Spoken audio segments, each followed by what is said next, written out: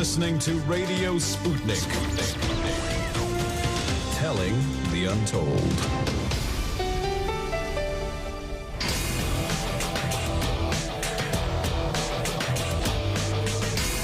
Fault Lines.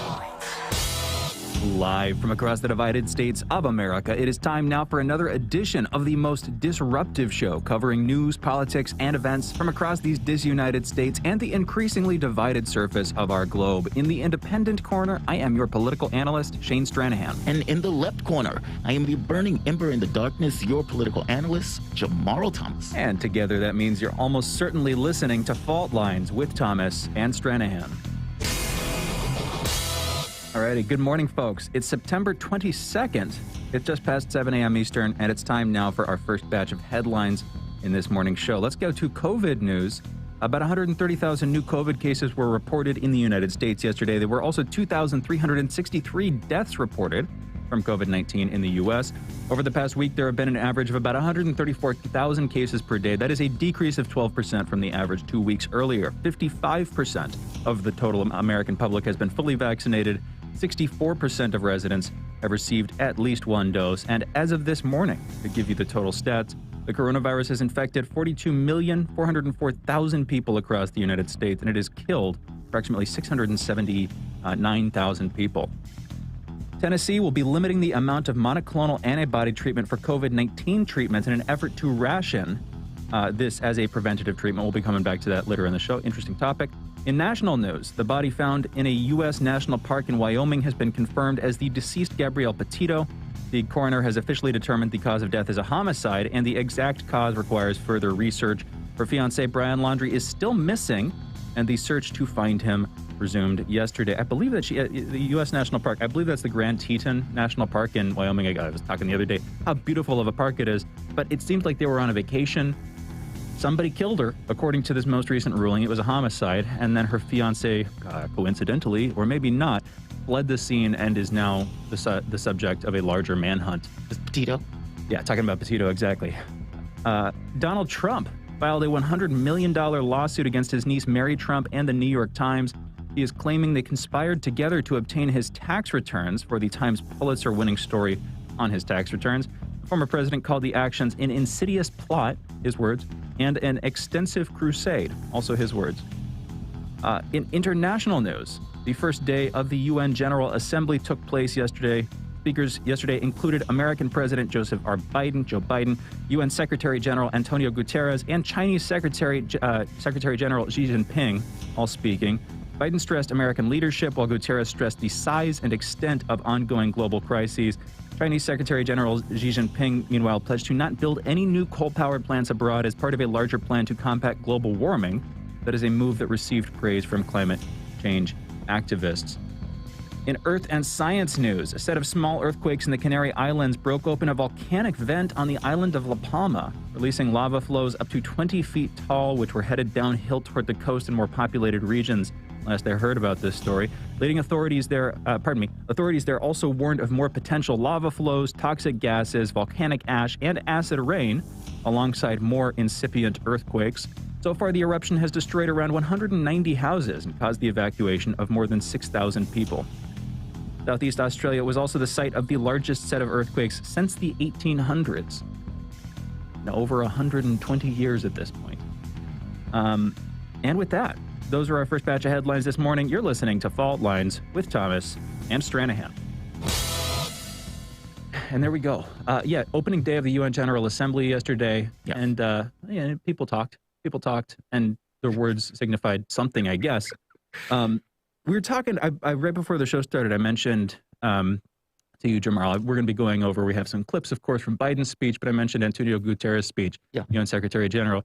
The thing that stuck out to me there was he was basically saying, we are undergoing a set of crises, the likes of which we haven't lived through. And what struck me about that is like, okay, I can kind of see that. I kind of actually agree with that. But then think about that for a second. The people that he's addressing, a lot of them have lived through the height of the Cold War, the Cuban Missile Crisis, potential nuclear Armageddon. That's what they lived through. And, maybe even some of them through a little bit through World War II, although let's put that off the table for a minute, because I don't think anybody would say, we're infants or something. Exactly. I don't think they're saying we're now in a worse place than we were in World War II. But what they are saying is we're in a worse place than we've been since World War II. Yes. Which is extremely significant, in my view. And I would say, with the exception of the Cuban Missile Crisis, true. I mean, like I said, we were talking earlier, the Cuban Missile Crisis is so off the reservation in regards to the potential to end the world. Not in the optics, just the pure consequences. Just the pure consequences of it. I mean, we had gotten to the point where Eisenhower, there's a tape where Kennedy calls Eisenhower and is asking him, like, is Khrushchev bluffing? Like, is he really going to launch these missiles? And Eisenhower was like, no, he's not going to do it. Eisenhower was wrong. The order had already been given that if we attacked, that they were going to immediately launch. We were at the precipice of war, to put it mildly, where the world itself could have been destroyed.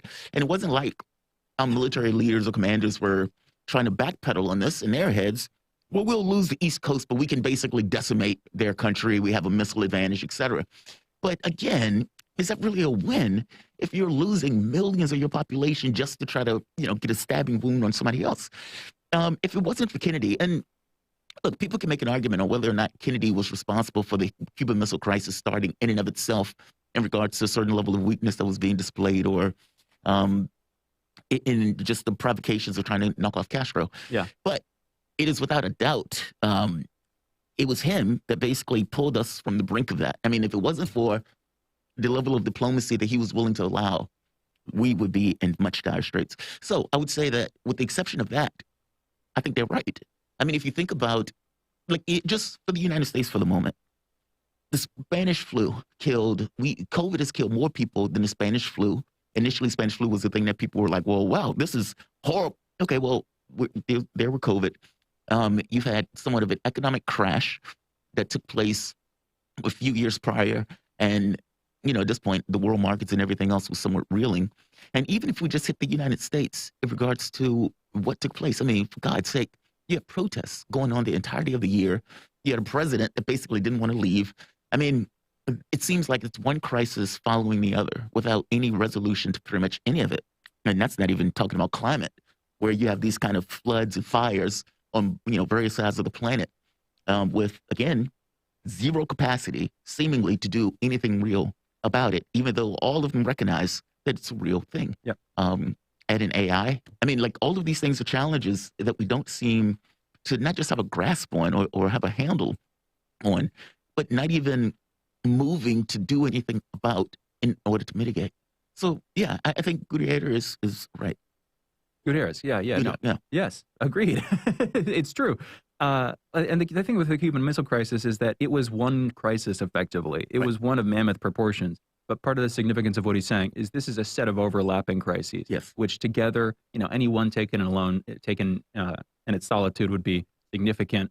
All of them aggregated together and mutually reinforcing the badness of all the others. Yeah, it's that's what's particular about this situation. And he would be right. I mean, I think he's right. I mean, even if we're just looking at it from the standpoint of the United States, I mean, right now, there's going to be a budget negotiation that takes place. There's going to be the debt ceiling thing that takes place. There's the COVID thing that's still taking place. 2,600 people died yesterday from COVID. These numbers, it's like a 9/11 number every day. And this is, a year and a half out? I mean, at this point, Biden was supposed to be running through the daisies, trying to get his economic agenda through. And at this point, there doesn't even seem to be a concerted plan in order to even just deal with one crisis, in COVID. I mean, we're sending kids back to school. I mean, at this point, kids are already back to school. Kids are not approved for COVID shots at this point. And if you think about it, kids are not going to be at home wearing masks, meaning whatever that kid picks up at the school, he's basically going to take back to his house, and to his family members and everything else. I don't know. All of this stuff seems difficult. Even the testing methodology. When the thing came up yesterday, I think the New York Times ran an article where all the tests and showing how relatively easy it is in many of the other countries to get testing for COVID, whereas in the United States, it's still somewhat of a warped process that takes more than 24 hours to get the results. All of these things is not bespeaking of competence. And, when you're dealing with crisis, competence is clearly the thing you want. It's true. Well, but also the thing with COVID, I don't know, man. If I could magically, and this wouldn't work, but if I could magically take all of the attention that everybody in the United States is paying to COVID on either side of the aisle and instantly redirect it towards fixing our foreign policy or something like that. I don't know. That's a completely unrealistic thing. The point that I'm trying to get across is we're focusing on this thing, which is a mire wherein we're constantly stuck in catch-22s. Any one action we take is going to either aggrieve, inflame, and really piss off a substantial, minority or majority of the population on either side. Yeah. And furthermore, I don't know practically the most competent government in the world right now, the actions they would have to take to combat COVID or move to the other side of it or whatever, would be so extreme seeming to the population that a population that's been numbed by like a year and a half of constant agitation and action back and forth with lockdowns implemented and unimplemented and mask mandates implemented and unimplemented and a conversation about a vaccine that has shifted, metamorphosed without really acknowledgement by the public, by the government that things are shifting. It's like this fatigue and this numbness to the conversation. And so I think a lot of people, including me, are like, oh, we've been going on this so long and there's sound and fury and it signifies nothing. I don't know what to do with this. And at the same time, in the last month and a half, we seem to have entered an unmitigatable tailspin geopolitically where I don't see any leader in the room with the chutzpah or whatever, and it doesn't need to be a man. I know what you mean, but with the fortitude and the intentionality to drive us in a particular direction out of this set of crises. And it has to be in a particular direction, arguably. I guess you can say what we would want is a good pragmatic leader, but ideally one with a vision too. Those seem like almost contradictory qualities, but you want somebody who can be reasoned with, but also has a specific way they want the country to go. This is what we want to do. This is what we want to do. And yet we're pragmatic about the way we're doing about how we do it, that kind of thing, broadly, which sounds great. But where's anybody that sounds anything like that? Nowhere to be seen. I guess the question is, even if there was somebody like that on some other country, how would it apply to us?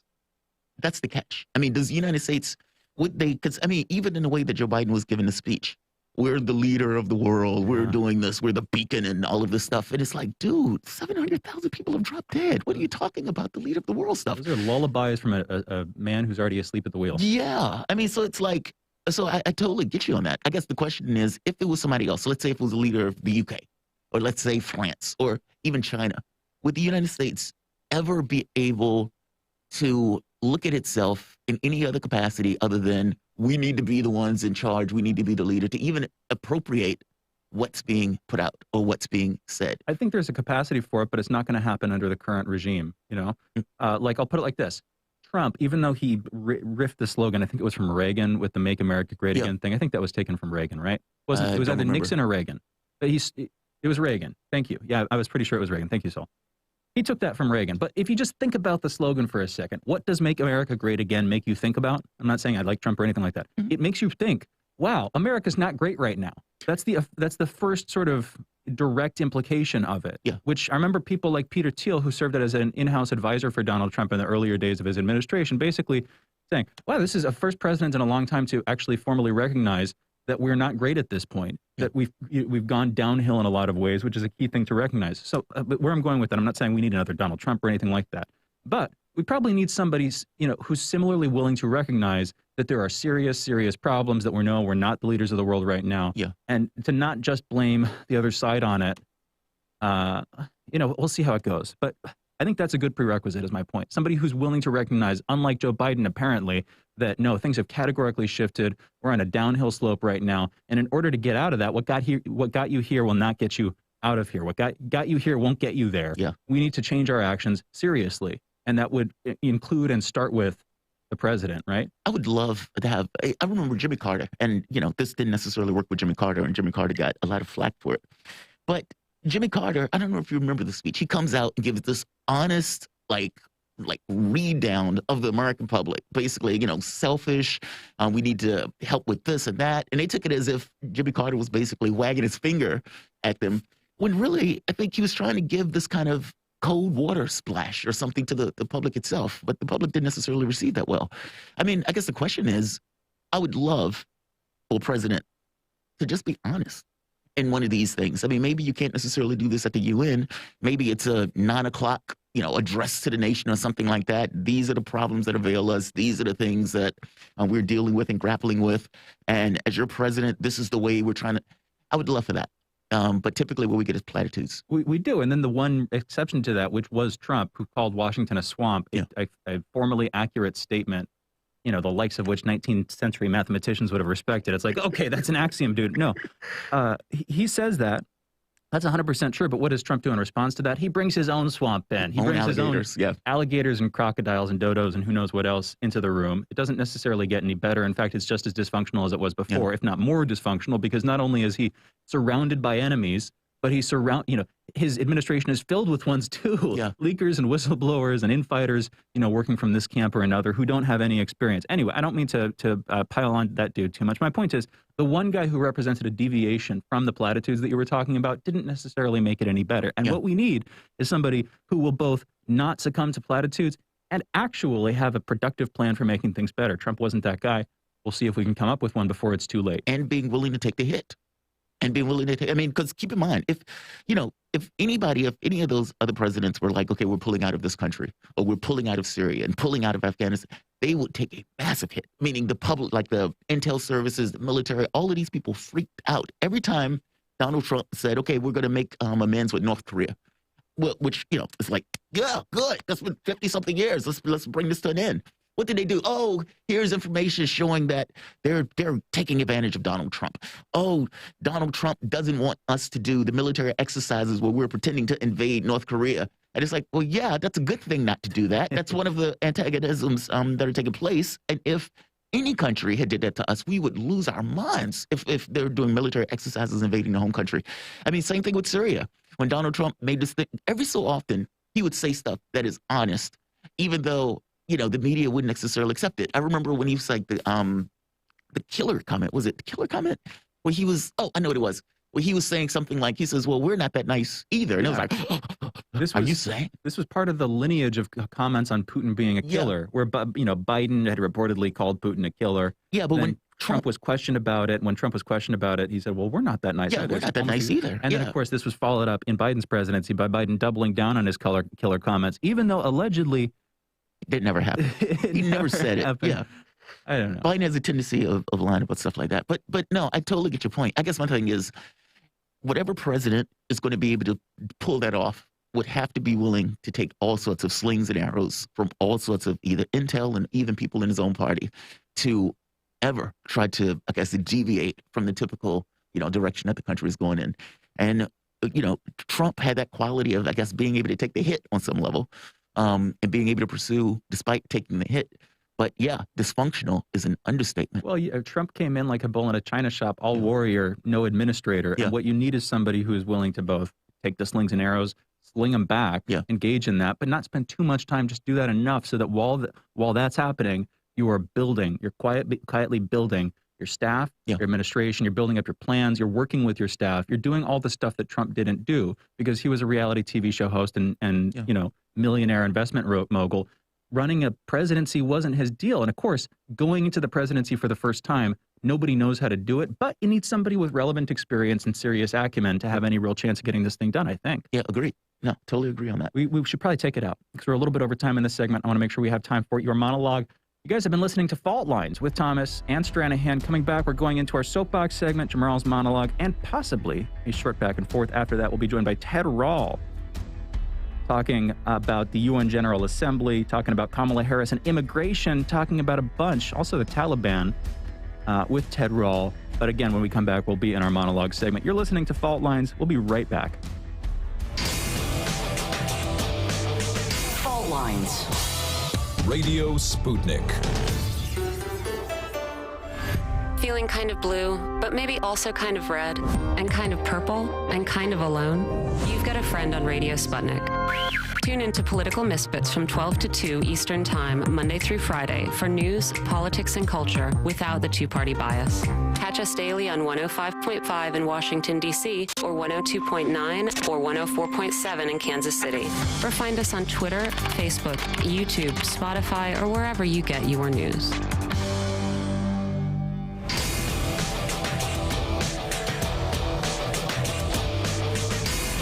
Fault Lines. Welcome back to Fault Lines on Radio Sputnik. My name is Jamarl Thomas. I'm joined with my co-host Shane Stranahan, coming to you live out of our station in Washington, D.C. If you guys live in the area, You can catch us on radio at 105.5 FM and 1390 AM. We're also in Kansas City at 102.9 FM and 104.7 FM. If you guys are digging what Shane and I are putting down over whatever platform you're consuming this content on, give us a like and share that audio or video. If you want to join in the conversation, you can do so with a chat, a tweet, and of course, by phone at 202-521-1320. That is 202-521-1320. Your engagement helps make this show what it is, so definitely don't be shy. It's funny, I was somewhat divided. I was going to do the speech on the monologue on the UN General Assembly conversation, but I think I'm going to save that for our other guests. And I think I want to move into the immigrant issue, meaning all of the Haitians, the 15,000 Haitians that are basically on the border of Texas. I'll read the headline from yesterday. As the Biden administration deals with more than 15,000 migrants on the Texas border, new guidelines have come out saying they will prioritize single adult migrants. Some unaccompanied children and families will be allowed to stay in the United States for a temporary time before being deported, but many will be forcibly sent back to Haiti. All migrants, regardless of age or marital status, will be deported if they have not declared asylum status. Now, according to a story by the Associated Press, nearly all Haitians reach the U.S. border on a well-worn route, flying through Brazil, Chile, or for that matter, Ecuador, we, I guess, mentioned yesterday. When jobs dry up, they basically move through Central America, moving to the United States as opportunities in the other countries dry up. The key point here is the 15,000 migrants basically on the Texas border from Haiti. Pursuant to this, you had a situation where cowboys, because, you know, many of the places were sending ICE workers and other workers, cowboys, for all intents and purposes, with cowboy hats, on horses, with whips, attacking and hitting black people as they run away. Of course, they're being yelled at, cursed at, and everything else. Now, mind you, these are people who are basically trying to leave either war zones or horrible situations and basically just trying to live. Meaning whatever you want to think of them and whether there are legalities around them coming into the country or not, it's secondary to the fact of being punitive against them, seen as they're just desperate. The question that I have is, where's Kamala Harris? Where's Kamala Harris? Now, I know that sounds random, but that's not random at all. It is actually pretty dead on. If you remember a while ago, this was several months ago, we had another migrant crisis. And again, that crisis was again at the border. And while that crisis was at the border, you had various people from South America giving this kind of caravan to the United States, with Biden allowing kids to come in. Meaning Biden changed some of the policies around with Trump to create this kind of demarcation point and ended up having what, for all intents and purposes, a crisis at the various borders where we didn't have the supplies. We had a huge number of kids that were basically there unaccompanied with adults. Again, this has to do with the policies that Biden was taking. And Biden continuously being asked over and over and over again if he could see the facilities or, meaning the media could see the facilities, or if he had a plan to do it. They kept asking him, is this a crisis? To which he did not necessarily want to answer that question yes, even though it was demonstratively yes. If you remember, Biden's plan to deal with this was to give it to Kamala Harris. I'm going to give Kamala Harris this. Leave me alone and talk to her. And so the media kept asking, are you going to visit the border? Are you going to visit the border? Are you going to visit the border? To which she had zero interest in doing that. Now, think back to the moment of Mike Pence, or even for that matter, think back to Obama. If Obama gave Joe Biden a job as vice president, do you honestly believe that Joe Biden would have shirked the responsibility, or for that matter, would have ducked it as if the responsibility was too petty for his interests as vice president? I have a hard time believing that, either with Mike Pence or with Joe Biden, particularly not with Joe Biden. And so what does this leave Kamala Harris? It's almost as if we have the first affirmative action candidate for vice president, and the person is failing miserably at her task. She is the invisible woman for all intents and purposes. You've been given this high-profile job by the president of the United States. And by the way, if you nail this job, it makes it look that much better for you. It's a feather in your cap when you are basically trying to run for office, which invariably I would imagine she's going to try to do at some point. How on earth is she this invisible, despite the fact, for a crisis that is this large, that she was in large, overt ways given the responsibility to deal with? The invisible woman doesn't seem to have any care or concern or even any want to deal with the crisis that the President of the United States delegated to her to deal with. That is greatly unfortunate.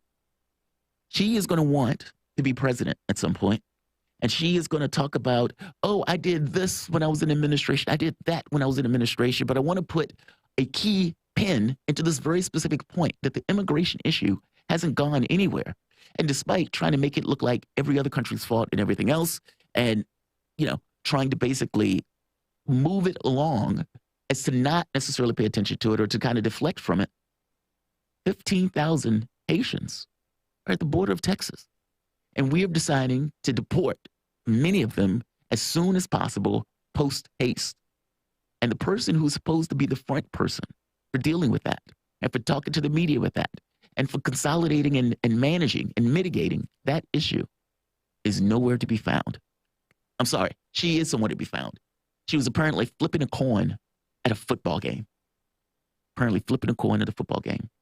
Kamala Harris, your invisible woman vice president. When Shane gets back, we're going to have a conversation about this. But, the White House was asked about whether or not the images that were being circulated with the migrants being hidden and whipped by basically cowboys on horseback, was that appropriate? Was that something that is indicative of what this country represents, especially for people who are basically desperate and seeking some kind of new life or new living? The White House basically criticized the use of horse reins and whips. Well, yeah, good on that. And they basically, Jen Psaki basically made the point that I don't think anyone seeing the footage would think it was acceptable or appropriate. And yet, here we are, nonetheless. Look, we're a country of immigrants. And again, whatever you want to think of people coming into the country or people trying to get asylum into the country, there are two things that we often ignore. A, we ignore our own influence in those various other countries to make those countries basket cases in the first place. That is exceptionally true of countries in South America, where we have knocked over countries, coups, and everything else, killed some of the world leaders, all to have this kind of influence in the various countries in that region. And creating basically basket cases as such. We don't necessarily say that, nor do we even acknowledge that. And even when we're talking about issues of immigration, we continuously just point the finger at the people who are coming over, or we'll say, oh, there's environmental issues, or their country has political issues. Yeah, some of those political issues are directly related to our influence in those countries. From the standpoint of Haiti, this is also on some level true. But either way, whatever you want to think about it, you have desperate people trying to find a new and better life. Our response is to castigate. Our response is to have cowboys on horseback whipping and beating blacks, running away from those same cowboys. This is an unfortunate reality. And as I said, the person who's supposed to be dealing with this is basically nowhere to be found. Shane, Kamala Harris, invisible woman. I've used this quip before saying, the first affirmative action VP, and she is basically failing miserably at her job. But I think that's true. I mean, when they kept asking her, are you going to the border? Are you going to the border? And initially, my first response to this was, well, clearly she doesn't want to go to the border. Why are you guys harassing her about it? But as I thought about it, the truth of the matter is that was the job that was delegated to her by the President of the United States. And if Biden was given that job, if Pence was given that job, I would imagine they would be front and center showing that they're doing that job, even if the only thing you could do is mitigate it, and even if the only thing you could do is be a sin eater for the President of the United States. This was something she clearly didn't want to do. And whether she wanted to do or not, it was the job that's delegated to her. And how on earth can you do that job if you don't go to the facility and at the very least talk to the various people there to get some kind of insight, even if you're not interested, even if it's just for the politics of looking like you're doing something? Should have been able to do it. What are your thoughts? I think that we have our guest on, and we should go directly into this because I don't want to repeat myself. Fair enough. But one quick comment. Who knows? Maybe Kamala was at the border. Maybe she was on one of those horses wearing a mask.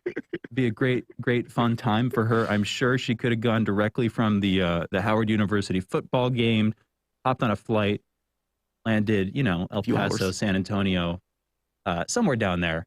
and then, ridden horseback onto the, into the sunset towards the border, preparing to whip Haitians into crossing back over to the other side of the border. That would have been in character for her, following up with her San Francisco prosecutor career. Yeah, that's what I was about to say, the prosecutor career, leaving stoners in prison for longer or trying to get those guys to work for like 8 cents. Yeah, exactly. There's something, she has firsthand, she's had the experience. She knows exactly how good sadism can feel. And so she might, maybe she was down there just under a mask and on horseback. I don't know. I kid, of course. We're going to be coming back in a minute with Ted Rall, our next guest, having a great conversation. Ted Rall, political cartoonist, syndicated columnist, and more. Also a traveler. Again, we'll be back with Ted Rall on the other side of this short break. You're listening to Fault Lines with Thomas and Stranahan. Be right back. Fault Lines. You're listening to Radio Sputnik. Hi, I'm political analyst Garland Nixon. And I'm political scientist, author, and nationally syndicated columnist Dr. Wilmer Leon. We're the co-hosts for The Critical Hour, airing Monday through Friday from 6 to 8 p.m. Eastern Time here on Radio Sputnik in Washington, D.C. We close out your day with a thorough and hard-hitting analysis of the day's top stories, where we bring in brilliant scholars, authors, and investigative journalists from around the world. And on Fridays, it's panel time, when we do a roundup of the week's most important issues. Join us to keep up with the world's top stories. Enjoy an in-depth analysis. And have a little fun along the way. Listen to our show, The Critical Hour, Monday through Fridays on Radio Sputnik.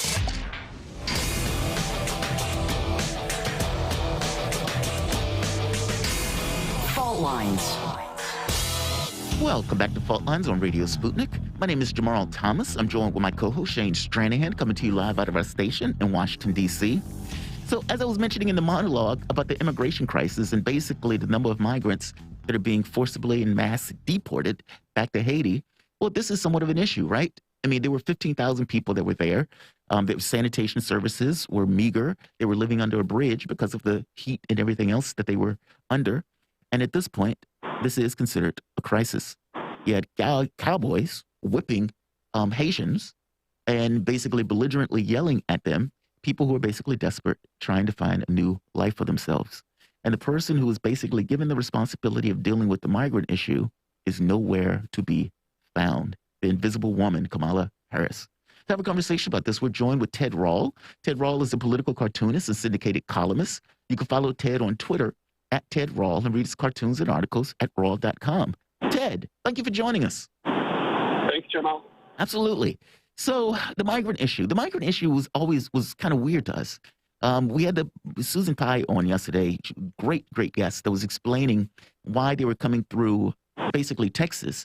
And the belief was that after the assassination of the president, there was this kind of window of opportunity open that they can get in. And they were basically using that window of opportunity to move through, let's say, like Mexico and Ecuador and some of the other countries to get into the United States. Kamala Harris was given the responsibility of dealing with the migrant crisis stuff. And if you remember, they kept asking her, are you going to the border? Are you going to the border? Are you going to the border? And it was very clear that that's not what she wanted to do. She wanted to go jet set in Europe, and she wanted to be president. She didn't want to have to deal with the constituent jobs of being a vice president. But she seems to be conspicuously absent. This can't be good for her, especially if she's going to try to make this case about why she should be president after being conspicuously absent from the role of vice president. What are your thoughts? I agree, and I do think there must be some sort of political calculus for her, that this is a losing issue, that she's not going to be able to campaign on it, that there will be some sort of optic that the Republicans would be able to use against her in 24. That's the only thing I can come up with, because it is her job. She's been stuck with this job by the president, and that's kind of the vice president's job, is to take care of the trash, to take care of stuff that the president can't really be seen working on. I just think she's already running for president, and that's what this is about. Ted, a conversation Jamarl and I were having yesterday that we wanted to get into with you, this idea of like the politics of celebrity or celebrity of politics or something like that. Right now, we have Kamala Harris, who this past Saturday flipped the coin at the Howard University football game taking place this weekend. Dude I met, talking to briefly on the street was like, what do you think about the games going on? And I had no idea what he was talking about. I think it turns out, at least in part, he was talking about the local game, Howard University, where coincidentally, maybe not, Kamala had returned to her alma mater to flip a coin. Now, this coming Friday, she'll be making her debut appearance on The View, folks. So, definitely, the point I'm getting at here is that's where her mind is at, apparently. It's public appearances. It's, pomp and circumstance or just pomposity or whatever. That's where she's at. And then I will turn to another, much more perceived as a much more faster rising star on the left, AOC, who, of course, last week visited the Met Gala, $35,000 seats. She was part of a, double date, along with, interestingly enough, I just learned this, a member of the Bronfman family, coincidence, maybe, I don't know, member of the Bronfman family, also behind, like, Nexium, that weird sex rationality cult thing based in New York City. Truly weird. Anyway, I want to come back to AOC. Visited this hoity-toity event wearing a Tax the Rich dress. Turns out that that dress was designed by this woman named Aurora James, who is a multimillionaire who owes taxes in multiple states. But apparently for AOC, making her debut appearance at this gala was, worth whatever moral weight came with it. All of her statements aside, we could get into some of the details here, but the point that I'm making more broadly is politicians with very self-aware social media presences and arguably an increasing degree of detachment from the reality on the ground of what Americans are having to deal with, politicians seem to be drifting into the state of celebrities, or at least trying to. And what Jamarl and I were wondering, well, for one thing, do you agree, do you disagree? But for another thing, is this new? Or has this been the case for a long time, and it's just we're seeing it in the sort of social media, Gen Z, modern incarnation of it? Ted, what's your take? It's not brand new, but now it's completely unavoidable. Look, there are historical antecedents. JFK and his wife were accused of being a celebrity couple, and Camelot. even to this to this day, his presidency is vastly overrated. It certainly doesn't. What significant piece of legislation can you point to and say, oh, that was JFK? Nothing really. And there's the Obamas certainly were an unabashedly celebrity couple. Look at how their post-presidency, totally based on social media. There was the celebrity-soaked, very inopportune and tone-deaf birthday party in Martha's Vineyard. Not the first such event that they've conducted. So I think there are certainly this has been with us. I think electing an actual actor, Ronald Reagan, although he had been governor also, is an antecedent. And, we've seen celebrity governors in the forms of Jesse the Body Ventura in Minnesota, Arnold Schwarzenegger in California. Schwarzenegger probably would have run for president if it was constitutionally permitted because he was not born in the United States. So it's not new, but it's definitely getting more, it's more obvious, it's bigger. Social media is amplifying this. No question, it's a real phenomenon. And it's a little strange. You said it's a little strange. Is it? But at this point, like you said, with social media and everything else, everybody has a webcam. Everybody has a video cam. There seems to be this cult of authenticity, where politicians at this point will go on and they try to be relatable. And, we used to have this, I guess, with Franklin Roosevelt with the fireside chats and everything else. But I agree with you where it seems to have just taken on a life of its own in a weird way, where the moment that you become, let's say, a political leader on some level, there's a certain degree of, celebrity around just the very act of you being a political leader. Just because of everything that you need to do and everything that takes place around you. That's not necessarily bad in and of itself, though, is it? It's, and the reason why I ask this is more so the way it's used as opposed to, you could have somebody who's an actor or who's, let's say, a celebrity, but are still pretty efficient at their jobs. It just seems that the efficiency at the job thing is taking a back seat to the celebrity. Right. Well, that's right. And, I can think of other, it's I think a really intriguing way to look at this is to look at sort of the vast disparity between lingering fame and lack thereof of some people who have run for president in the past. I mean, Horace Greeley, if you're a history buff, you know that he was a famous newspaper publisher. He ran for president against Grant in 1872. He's probably still better remembered for his role as the publisher. Lewis Cass ran for president in 1848. He was a famous, accomplished general. Nobody knows who he was now. I mean, he's completely lost to the history books, even though he's a major party presidential nominee. So there's just it depends. A lot of people have run for president based on on celebrity. So there's always this interchange, right? I mean, would Eisenhower have been elected president if he wasn't just an accomplished general, so the general of World War II? No, probably. Well, he probably wouldn't have won against Adlai Stevenson, who was a bookish intellectual who was arguably better qualified than Eisenhower to be president. So this will always be with us. It's not unique to the United States. Social media is making it, a bigger phenomenon. I hesitate to say problem, because I think charisma is important in leadership.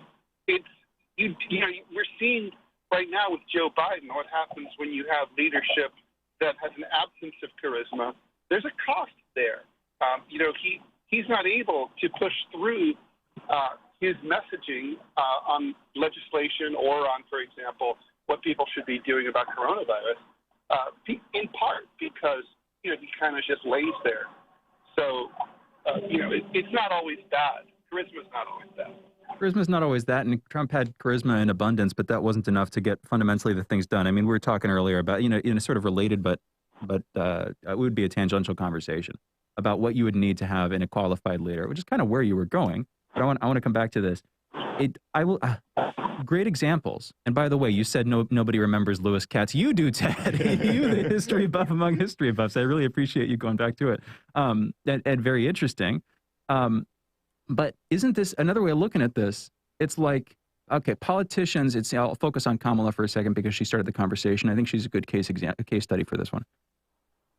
She was not liked at all. She's not a charismatic person in the slightest. She's trying to become charismatic through public appearances because she realizes that she can parlay her political success potentially into sort of a cultural capital, into public awareness, into recognition, and hopefully she can become likable. I don't know what it would take for her to become likable, but I think the sense that she's getting is, she has people around her who are saying, people don't like you. They just don't know you. It's not that they don't like you. They just don't know you. So you need to get out there more. You need to show who you are. You need to that kind of thing. I'm filling in the blanks here, but I could very easily see that happening. But if I'm at all correct, and there's something like that going on, and she's trying to convert her political success into, something that'll keep her in the public's eye going forward, maybe even make her money down the line, potentially quite a bit of money if she releases some books, if she goes on TV shows, if she gets some high status consultancy gigs, whatever, or if she becomes president. Isn't that like a mercenarial approach to politics that signals a longer-term decline in American politics generally, in our political system? I could say the same thing with AOC. And I'm speaking to two progressives, and so I don't know if I'm treading on sensitive ground here when I criticize AOC, but it seems to me, whether she had political convictions or not a couple of years ago, she has more and more succumbed to the tendency to try to capitalize on the virtue signaling aspects of those political convictions to to make herself a more successful politician celebrity. That's a mercenarial approach to putting policy forward, where you're doing it just as much for personal gain as you are for public gain. And I would argue this is part of a longer-term decline, and I'm worried about where it leads, because it's creating a class of people who are fundamentally both unprincipled, willing to exchange their principles for cash or recognition, at least, when it's, a good cost-benefit analysis move for them. And I'm worried about what that signals, and I think it's caused by, but also causing larger problems. Ted, I said a bunch there. What's your take?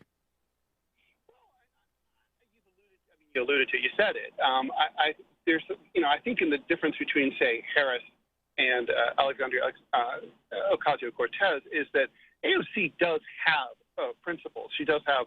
I don't think there's any evidence that Kamala Harris has any goal in politics other than, as you allude to, possibly making some money. Certainly, rising to the highest elected office in the land. She wants school children to have to memorize her name on a list of presidents someday. all she really wants. And it's, I think that's disturbing because, and that's been with us for a while, the idea that, you just want to be president in order to be president. Yeah. And that's something that, I think that was true about Obama. I think it was true about Bill Clinton. And you're seeing that, it's deeply concerning. I mean, Kamala Harris, I think you talked a little bit about the likability factor. When did we last have this conversation with a female candidate? It was Hillary Clinton. Mm-hmm. It was just that, everybody sort of said, oh, she's great one-on-one, but, she can't really hang out in everyone's living room and throw back highballs one-on-one with every American voter. So she, it was the frustration for the campaign was to try to make her relatable and likable to the people, and they failed. Well, maybe they didn't completely fail, but they failed to do it sufficiently. And I think with Harris, they have a similar problem. We can ask ourselves if likability is a bigger challenge for women candidates than for male candidates. But I do think fundamentally what's happening here is voters or American society, for whatever, whether it's misogyny or something else, really don't like mean women. Yeah. As much they're more tolerant of mean men, but even mean men can only be vice presidents, like Dick Cheney. Yeah. They need to see some kind of softness in their president, some kind of empathy, and they're not seeing that from her. Well, the laughing at putting mothers or threatening mothers with jail time, or for that matter, leaving people in prison for longer than what they're supposed to. I mean, some of the stuff that she was caught defending was deplorable, to put it mildly. We saw, he died. That was Hillary Clinton's thing. Clinton yeah. with exactly Gaddafi being sodomized with a machete. I do think you're right. There was a saying that says the person who wants to be president is the last person that you want to be president. The one that you want on the office is the one you have to drag kicking and screaming. I think there's some truth to that. Ted, let's do this. Let's take a break. We're going to bring you back. And we're going to have a conversation because I want to talk a little bit about the divisions in the Taliban with your experience going through. And I also want to get into a little bit of Joe Biden's speech at the UN. So let's bring you back in a few. The voice you're listening to, Ted Rall, political cartoonist and syndicated columnist. Fault Lines, Thomas Stranahan, back in a moment. Fault Lines. Breaking news, expert analysis, and exclusive stories, all in one place.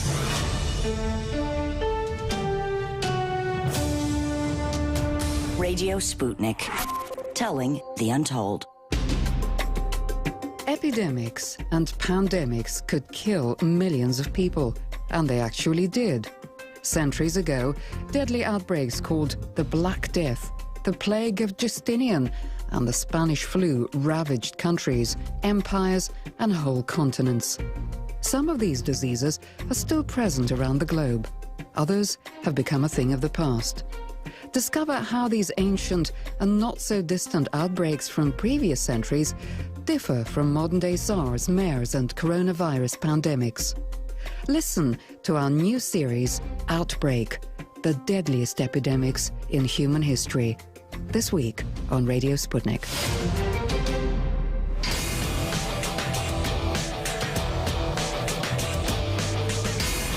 Fault Lines.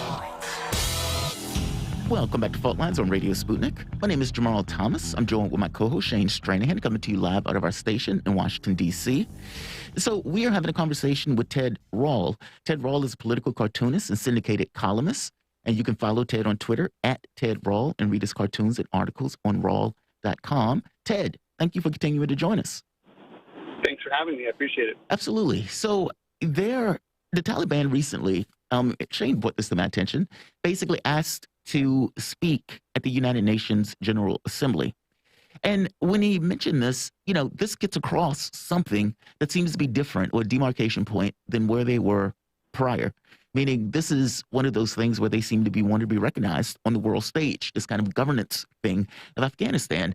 You had a phenomenal experience where you were actually traveling through Afghanistan at the time where they were there and where they were in charge and in control. And we've had great conversations with you about it.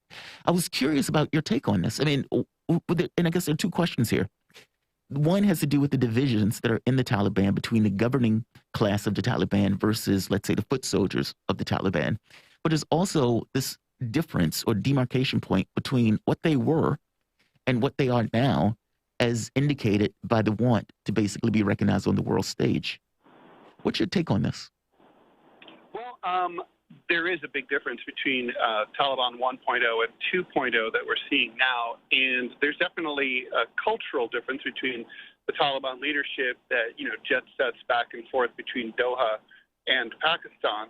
But I think it's important to note that back in 1996, when the Taliban captured Kabul, they did want international recognition. In fact, there was a delegation that traveled to New York 96, it could have been 97, to request formal international recognition of their government, which apparently violated UN protocol at the time. You're supposed to get sponsorship of some key member states, perhaps in the Security Council. You're not supposed to just show up and say, "Hi, I'd like to join." So this caused umbrage.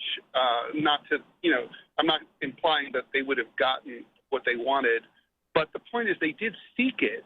They were definitely interested in international recognition back at the time, but they didn't. They were rejected, and I think that's when they sort of turned inward. It's kind of a story we've seen many times in the past, like when Fidel Castro asked for recognition from the U.S. and was refused, and then that became a chapter in the Cold War.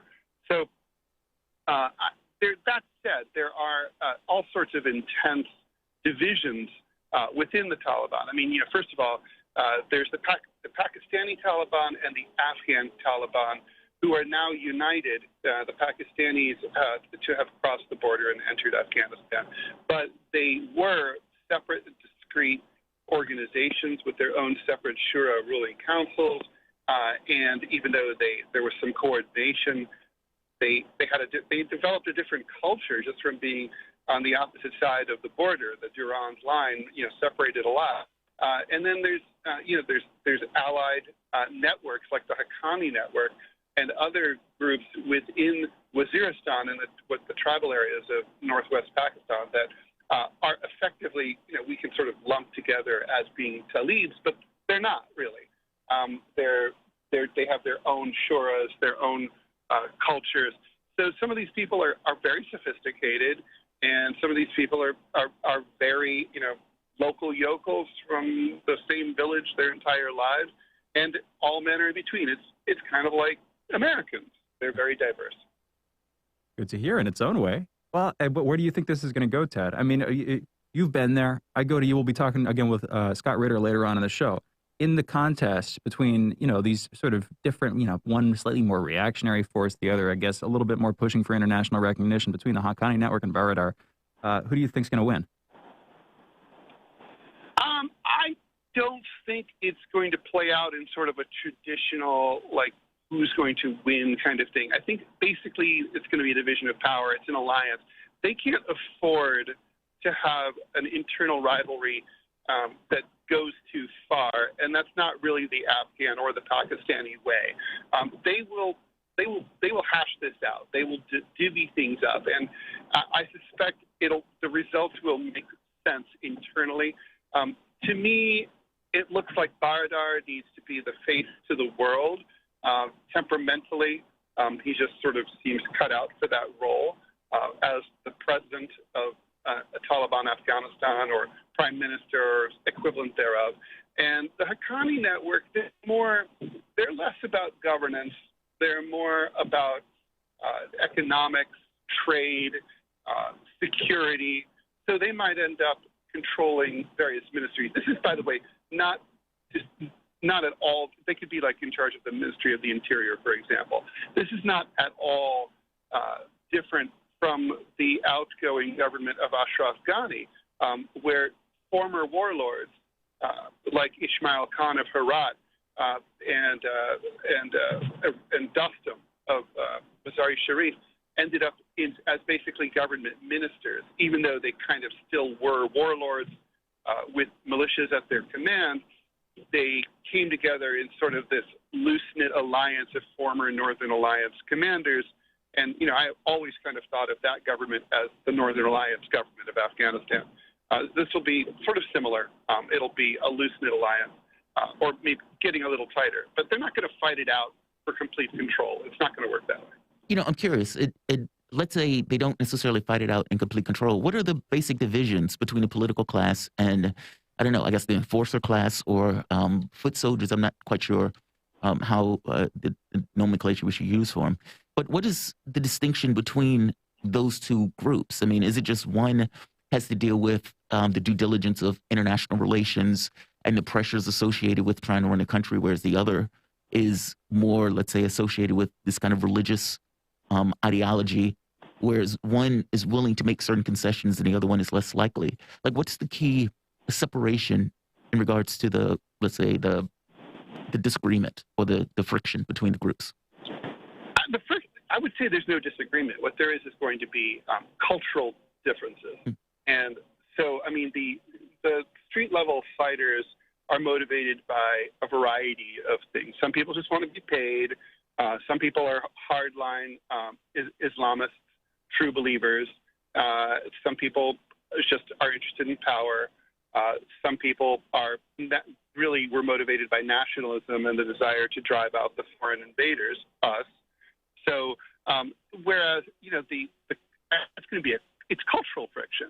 The guys at the top, like Baradar, have been, they have met American officials. They travel the world. They're much more, I would say, educated is maybe the right word.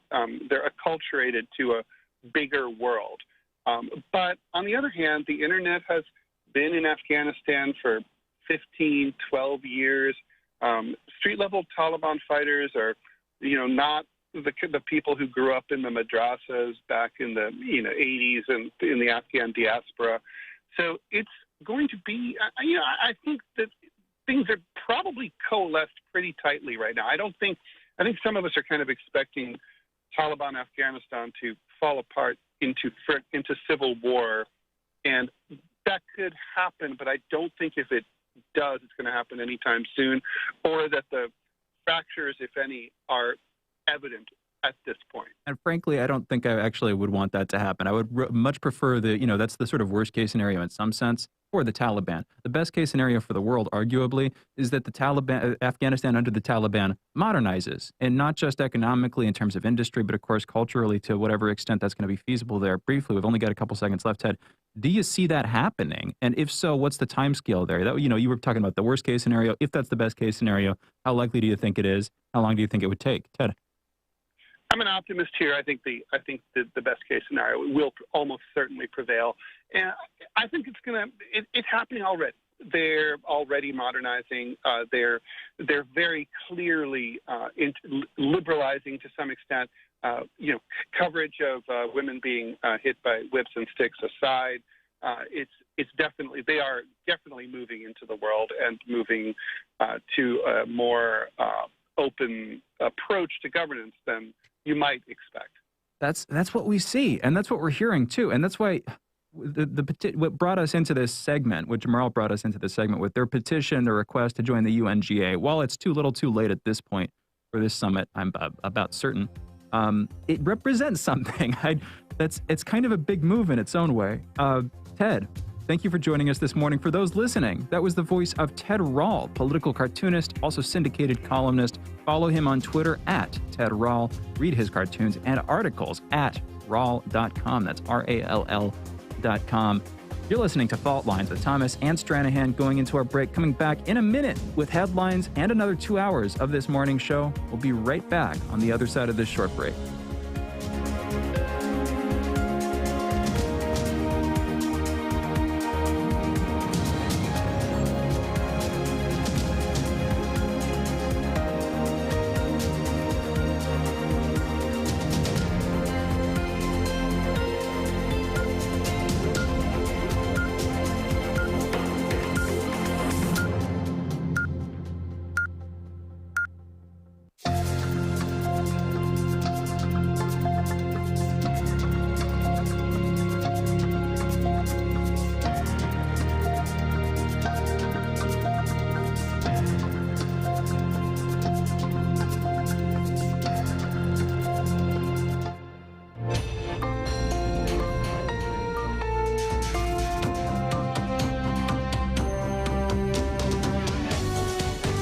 listening to Radio Sputnik.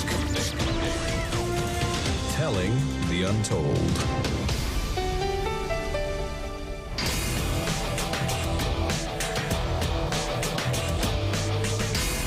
Fault lines. Live from the United States, from the divided states of America, precipitously perched at the edge of this resilient and exploited globe. Welcome to your context lens for the American perspective. In the left corner, I'm your ever vigilant, your indefatigable political analyst, Jamarl Thomas. And in the independent corner, I'm your political analyst, Shane Stranahan. That would strongly imply that you are listening to Fault Lines with Thomas and Stranahan. Great conversation with Ted Rall. I am so jealous of his experiences, and I don't mean jealous in a bad way. I mean, actually, the opportunity to travel through those countries during that time frame. Risky, yes, but man, I can't imagine some of the things that he was able to see and experience. So it's always great that we have him on. Let's get into the headlines. In the news, about 129,771 new COVID cases were reported in the United States yesterday, and there were 2,363 new deaths also reported. Over the past week, there's been an average of about 134,036 cases per day, a decrease of 12% from an average 2 weeks earlier. 55% of the total American public has been fully vaccinated, and 64% of residents have received at least one dose. As of this morning, the coronavirus has infected 42,404,380 people across the United States and has killed an unfortunate 678,557 men, women, and children in this country. Tennessee will be limiting the amount of monoclonal antibody treatment for COVID-19 treatments in an effort to ration the preventative drug. The scarcity was caused by mass demand in the country and the federal government's cap on shipping these drugs.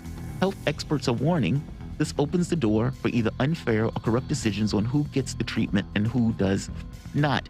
I mean, part of the reason that they're running out of it is because people decided they didn't want to get vaccinations because the vaccines were too risky, but instead they would totally get this particular treatment. And now they would now they're getting prioritized. Yeah, right. And they were trying to, it's like getting more and more, meaning they were going through and basically using the treatment for people who might have needed and who, they might have been able to keep more supplies if people weren't necessarily just kind of blowing off the vaccine and instead just going straight for the treatment part. But yeah, at this point, it's pretty in demand, and our treatment options are Let's come back to it. Yeah. Austin clued me into this debate you were already familiar with. We should come back to it in a couple of minutes, okay? Yeah. If you're down. Okay, let's keep going. Germany is trying something new to incentivize getting the vaccine. In the case of coronavirus exposure or other measures forcing workers to quarantine, the government is working on rules that will prevent pay to these individuals. Wow. If you are vaccinated and forced to test or remain home for risk of exposure, you will receive full paid time off even if you have used all of them. In national news, the body found in U.S. National Park in Wyoming has been confirmed as the deceased Gabrielle Petito. The coroner has officially determined that the cause of death is homicide, and the exact cause requires further research.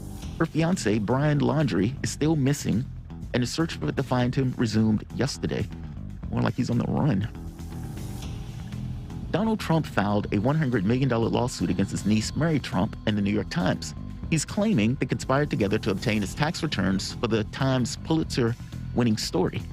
The former president called the actions an insidious plot and an extensive crusade. Yeah. Knowing and fearing that they would be deported if they remained in the United States or on U.S. territory, hundreds of thousands of Haitian migrants crossed the Rio Grande River into Mexico territory to avoid going home. That's a really interesting, we can come back to it, put a pin in that one. The first day of the UN General Assembly took place yesterday. Speakers yesterday included American President Joe Biden, UN Secretary General Antonio Guterres, Chinese Secretary General Xi Jinping. Biden stressed American leadership while Guterres stressed the size and extent of the ongoing global crisis. Chinese Secretary General Xi Jinping pledged not to build any new coal-powered plants abroad, and as part of a larger plan to combat global warming, a move that received praise from climate change activists. We have a clip of this, and I kind of want to play one of the clips. I didn't give a heads up, so I'm going to give you guys a few moments to bring it up. But we have basically the UN and the speeches were taking place yesterday. So let's play the first clip that we have. We must also deal with one another. All the major powers of the world have a duty, in my view, to carefully manage their relationships so they do not tip from responsible competition to conflict. The United States will compete and will compete vigorously and lead with our values and our strength. We'll stand up for our allies and our friends and oppose attempts by stronger countries to dominate weaker ones, whether through changes to territory by force, economic coercion, technical exploitation, or disinformation. But we're not seeking, say it again, we are not seeking a new Cold War or a world divided into rigid blocs. The United States is ready to work with any nation that steps up and pursues peaceful resolution to shared challenges, even if we have intense disagreements in other areas, because we'll all suffer the consequences of our failure if we do not come together to address the urgent threats like COVID-19 and climate change, or enduring threats like nuclear proliferation. Well, that was the President of the United States. We're going to have a conversation about some of his things he was saying with Manila Chan a little bit later. Let's keep going. The Taliban have requested to speak in front of the United Nations General Assembly this week in New York City. The Taliban nominated their spokesperson, Suhail Shaheen, as Afghanistan's UN ambassador. The other countries will rule on this request, but general thoughts are that they will not allow this to happen in their current session, or will consider for the future. A group of gunmen opened fire on a government car carrying a senior aide to Ukrainian President Volodymyr Zelensky in an assassination attempt. The motive is a response to this crackdown on oligarchs. Vladimir. Vladimir. Oh, Vladimir. It sounded almost like Voldemort. Oh, which thank you. He's not the most evil person. Vladimir Zelensky is kind of. I actually have weirdly fond feelings towards him, in a strange way. Yeah. But we can come back. We can come back to it some other time. Yeah. And last, in Earth and Science, well, almost last, a set of small earthquakes in the Canary Islands broke open a volcanic vent on the island of La Palma, releasing lava flows up to 20 feet tall to head downhill towards the coast and more populated regions, and leading authorities to warn of more potential lava flows, toxic gas, volcanic ash, and acid rain, alongside of more earthquakes. So far, the eruption has destroyed around 190 homes and has caused the evacuation of more than 6,000 human beings. And finally, the last story. Southeast Australia was the site of the largest earthquake since the 1800s. Oh, that was the same story. Its largest earthquake. Yeah. It's a different story. Maybe related in terms of the connection between fault lines or something like that. I see. Pun not intended with fault lines there, but yeah. Those are your headlines. You guys are listening to Fault Lines with Thomas and Stranahan. Also, quick breaking headline here. French President Emmanuel Macron, and Joseph R. Biden, American president, are due to hold talks today to talk about last week's imbroglio, fiasco, whatever. Yeah. With the sub deal. Very interesting. Very interesting. Yep. So I guess there's a few of these stories that we can get back to. Tennessee will be limiting the amount of monoclonal antibody treatment for COVID-19 treatments in an effort to ration the preventative drug. The scarcity was caused by mass demand in the country and the federal government's cap on shipping these drugs. Health experts warn this opens the door for unfair or corrupt decisions on who gets the treatment and who does not. Now, the catch becomes a lot of people who decided to not get the vaccine. And again, the people who ended up in the hospital, it's 97%, or let's say, I'll even give 7%, even though I think the number is higher. Let's say 90% of the people who ended up in the hospital, especially for dramatic cases or dramatic injury, whether it's the ICU or the ER, were basically people who decided not to get the vaccine. People who I would consider to be somewhat irresponsible and as country or global citizens. Well, the fact that they didn't get the vaccine and the fact they decided not to do this puts them in a situation where the supplies for various treatments run short far more than what those supplies would have ran short had they basically did due diligence to get basic treatments. And look, the mask wearing, the people who are against the public policy regarding COVID. And yeah, anti-vaxxers, there's an overlap in this kind of group of people. I've said before, I think it's dramatically unfair to have a situation where somebody who has cancer, who has AIDS, or who has some kind of emergency issue, not being able to go to the hospital to get some kind of care just because somebody decided not to get their vaccine and the place gets full, be it ER or the ICU. This is another downstream effect by people basically not getting vaccinated. So supplies that we need for people who might have been vaccinated or people who are actually really, really sick gets dwindled by people who basically decided they didn't want to get the vaccine. They want to do the experimental drug. What are your thoughts? I mean, this aggravates me because it's like another downstream effect of people basically just not due diligence. Well, people can be idiots, but practically, what do you think we should do about it? Do you think that we should deny them that and instead choose to treat the vaccinated with priority, even though they're at the least risk? No, it's not. Well, I don't know. I got to think about that. Yeah. Are you going to bite that bullet, basically? Because Yeah, I'll put it like this. I'll put it like this. A similar argument could be made, although with different emotional overtones or whatever.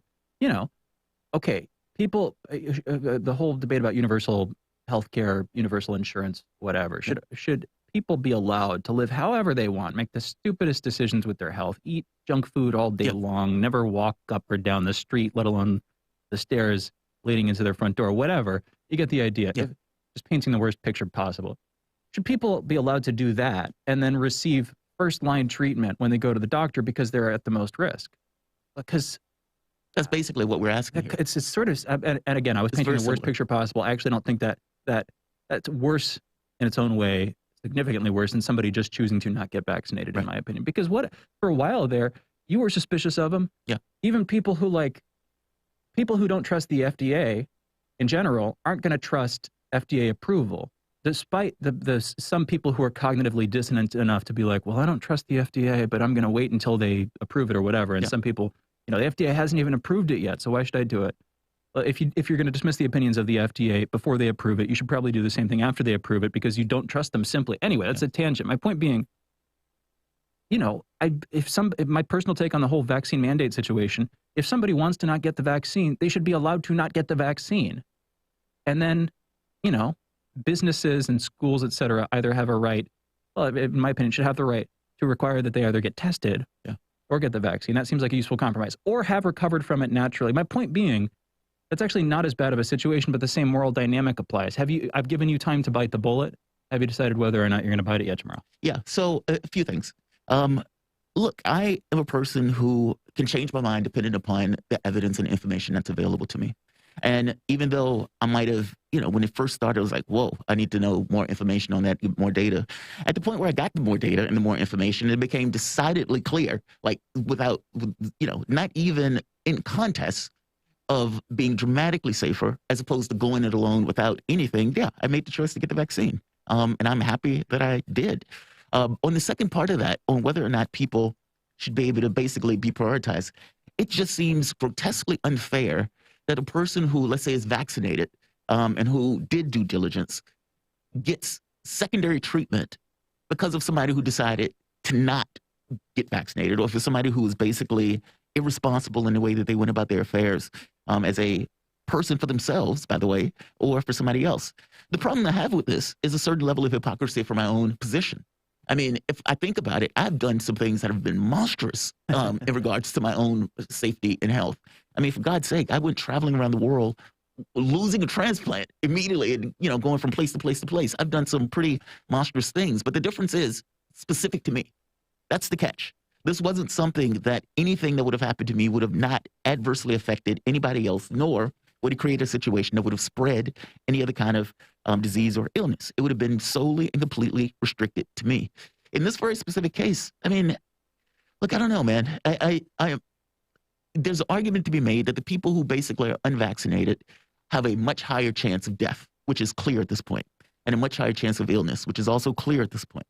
And so for the person who's vaccinated, should you give them priority for the person who's unvaxxed, since they have a much higher chance of death, as opposed to the person who's vaccinated, which ideally would have a lower chance of getting ill and everything else? And it's almost like you're basically giving somebody a benefit for being irresponsible. By the same token, if the whole point is life and keeping people alive, you would have to err towards the side of this person needs it more because this person was more responsible and is at a higher chance of death. I mean, that's a hard thing to, yeah, that's a hard one. I'm not quite sure. I mean, my first instinct is, well, no, if the person, look, it's healthcare, right? The person who's the highest chance of death is probably going to be the one who gets the treatment more so. And if the person is vaccinated, that person is probably going to have a much lower chance of death as opposed to somebody who's unvaxxed. So, look, I guess on some level, there's a logic to it. But whether it's fair, no, not at all, not in the least. Well, yeah, no, but fair is another thing. Fair is a different question. Well, generosity, because there's also, let the weak die off was a phrase that I think I heard first from you describing a lot of the herd immunity approaches last year, where people were just like, let it spread, basically. People who get sick with it and die, it's a price they were willing to pay in exchange for not having to undergo lockdowns. And it is a moral position. I'm not trying to paint that as the devil. It's a moral position, but the right way to criticize that is, okay, are you just saying let the weak die off? Is that your take? That was the position you took. But isn't this just kind of like let the incredulous die off or something? Isn't this another version of that? If we're willing to prioritize people who need it less just because they made the quote unquote right decisions. But here's the thing. I think they should be able to, I think that they should privilege people who are more at risk, but I think they should also be like, hey, you realize somebody else needs this treatment. Yeah. You're taking it from them basically, because you made this stupid decision. Now I want you to rethink that decision. There's no force. It's just you're having a conversation with somebody. Do you have any questions? Is there anything that I can, if you have that conversation with the person, ideally they come away with it knowing more, learning more, that kind of thing. But another side of this, if we step outside of the frame, why don't we have, I remember early on, the push to mass produce ventilators, and Trump was talking about using, I believe it was the National Defense Authorization Act, to justify wartime action in response to this crisis. What if we had taken that attitude and applied it towards developing at a large scale possible likely treatments? Yeah. I believe monoclonal antibodies was part of the cocktail of treatments that Trump got when he got sick last year. So that was established as a possible treatment. Why are we not producing more of these things than we're ever going to use or need so that we can give them to all of our citizens when they get it? 1,000% agree. And people around the world when they get it too. That should be our stance. 1,000% agree. That should be the this place. goes back to the thing of like, they should have built more hospitals or COVID centers. Yes. They should have, it's like when there was a lull and there was an opportunity to try to get that stuff ramped up, we never took it. I mean, it seems like the only thing that these guys are going with is, okay, get the vaccine. When it's clear that with 40 million people been affected, well, you need more than just the vaccine. And even with this notion of the changeover or the differences in mutations, you need treatment options. And so, yeah, I don't think I can be as callous to say that, the vaccinated should get priority, since the unvaxxed are the ones that have the highest potential for death in this situation by far. I think it's 11 times greater chance of death and illness for people who are unvaccinated. But man, is it fair? No. No, it's not fair. No. I hear you on that. Let's close this out. We have our guest on the line. I want to make sure we get to her soon. We'll be speaking with Manila Chan. She's a host over at RT America, host of the daily news program In Question. They've been back in the studio for a bit. We're glad to have her on.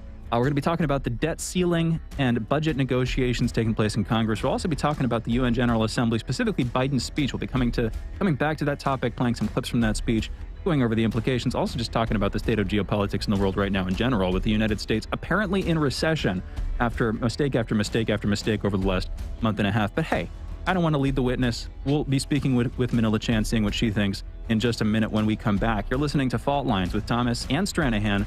Be right back on the other side of this short break. Fault Lines. Want to talk? Get in touch with us at radio@sputniknews.com. They're bringing drugs. They're bringing crime. I like beer. Yeah, we drank beer.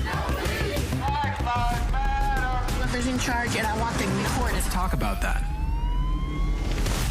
Discussing all the controversies and news across the disunited states of America. Tune in to Fault Lines every weekday from 7 to 10 a.m. Eastern, only on Radio Sputnik.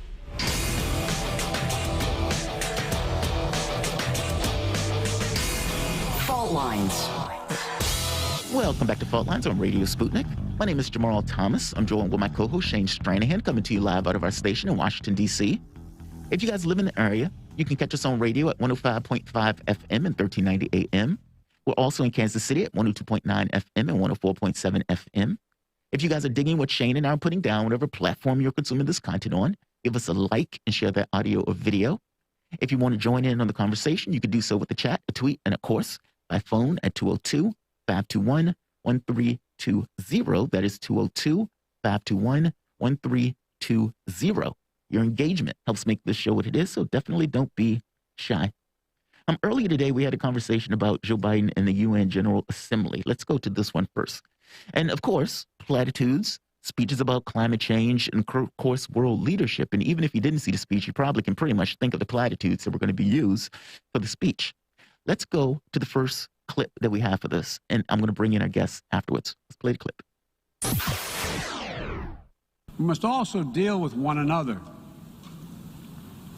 All of the major powers of the world have a duty, in my view, to carefully manage their relationships so they do not tip from responsible competition to conflict.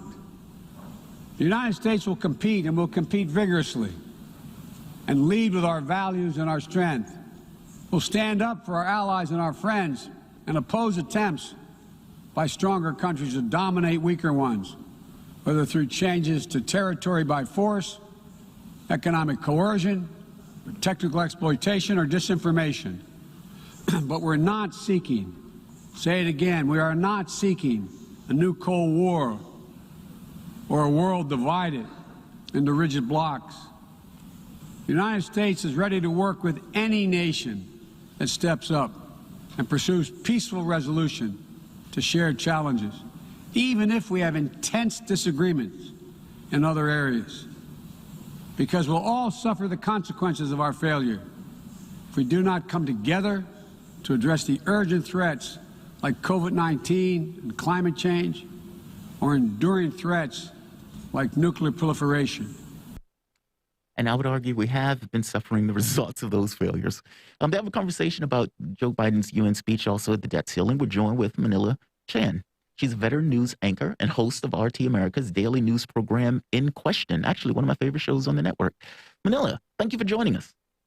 Hey, guys, good to be back with you after a nice long break of readjusting back to the studio. I know, right? So how has it been getting back to the studio so far? I mean, I remember you guys were alternating, if I'm not mistaken, correct?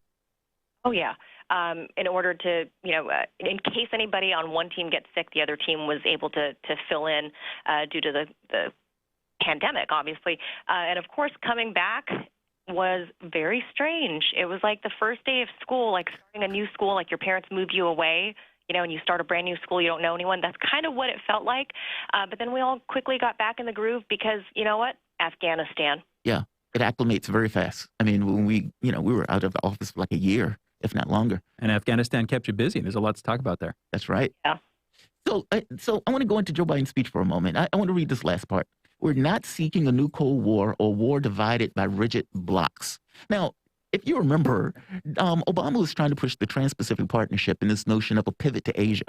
And that partnership was literally cutting the world up into these kind of two spheres of influence between countries working along with the U.S. and the West and versus China, Russia, and some of the other countries. I mean, that sounds like rigid blocks to me, even this pivot to Asia in the way that it's being partitioned.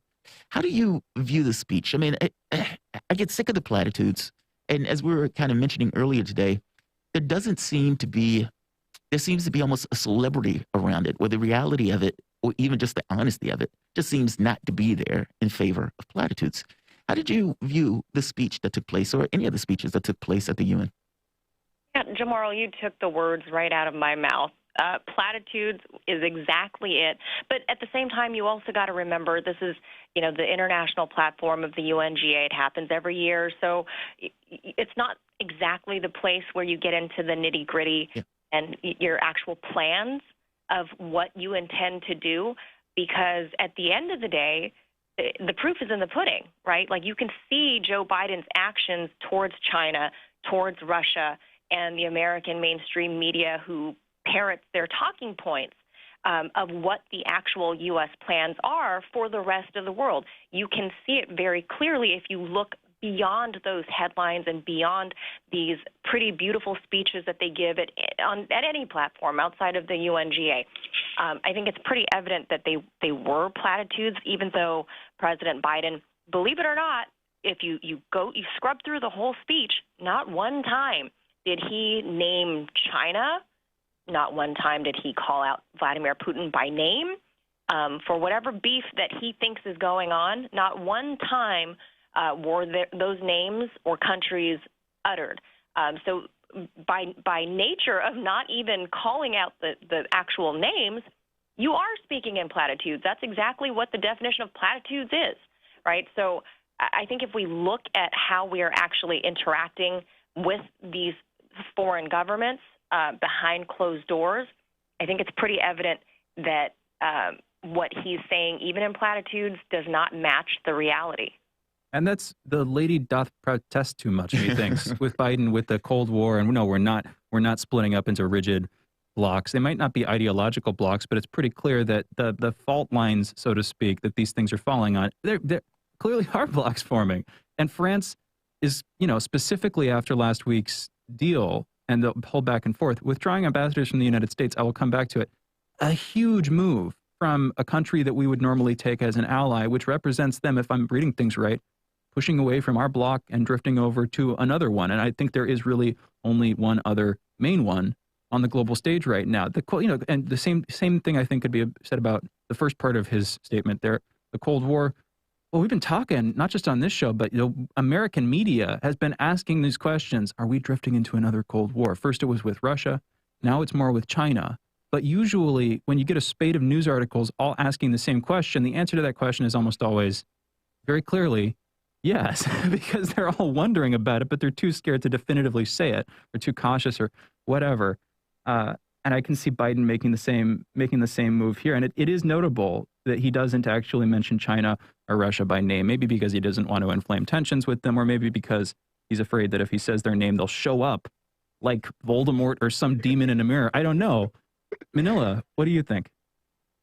Yeah, I think it is. It's like if you guys remember the earlier mid-'90s movie Candyman, right? If you say their names too many times, they just start appearing. Yes. And the new one is phenomenal, by the way. But please keep going. The new one, I saw advertisements. I thought they were just re-airing the old one. No, it's really good. It is really, really good. But again, I don't want to go into a rabbit hole, but it's an exceptionally good movie.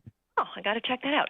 But yeah, this is kind of what it is. It's right. Is that if you bring up Xi Jinping's name one too many times, we can't forget that we are still locked in a Trump era carryover of this economic war. Right. We have not closed or wrapped up any deals with China. We haven't established any IP protections or any of these things. Right.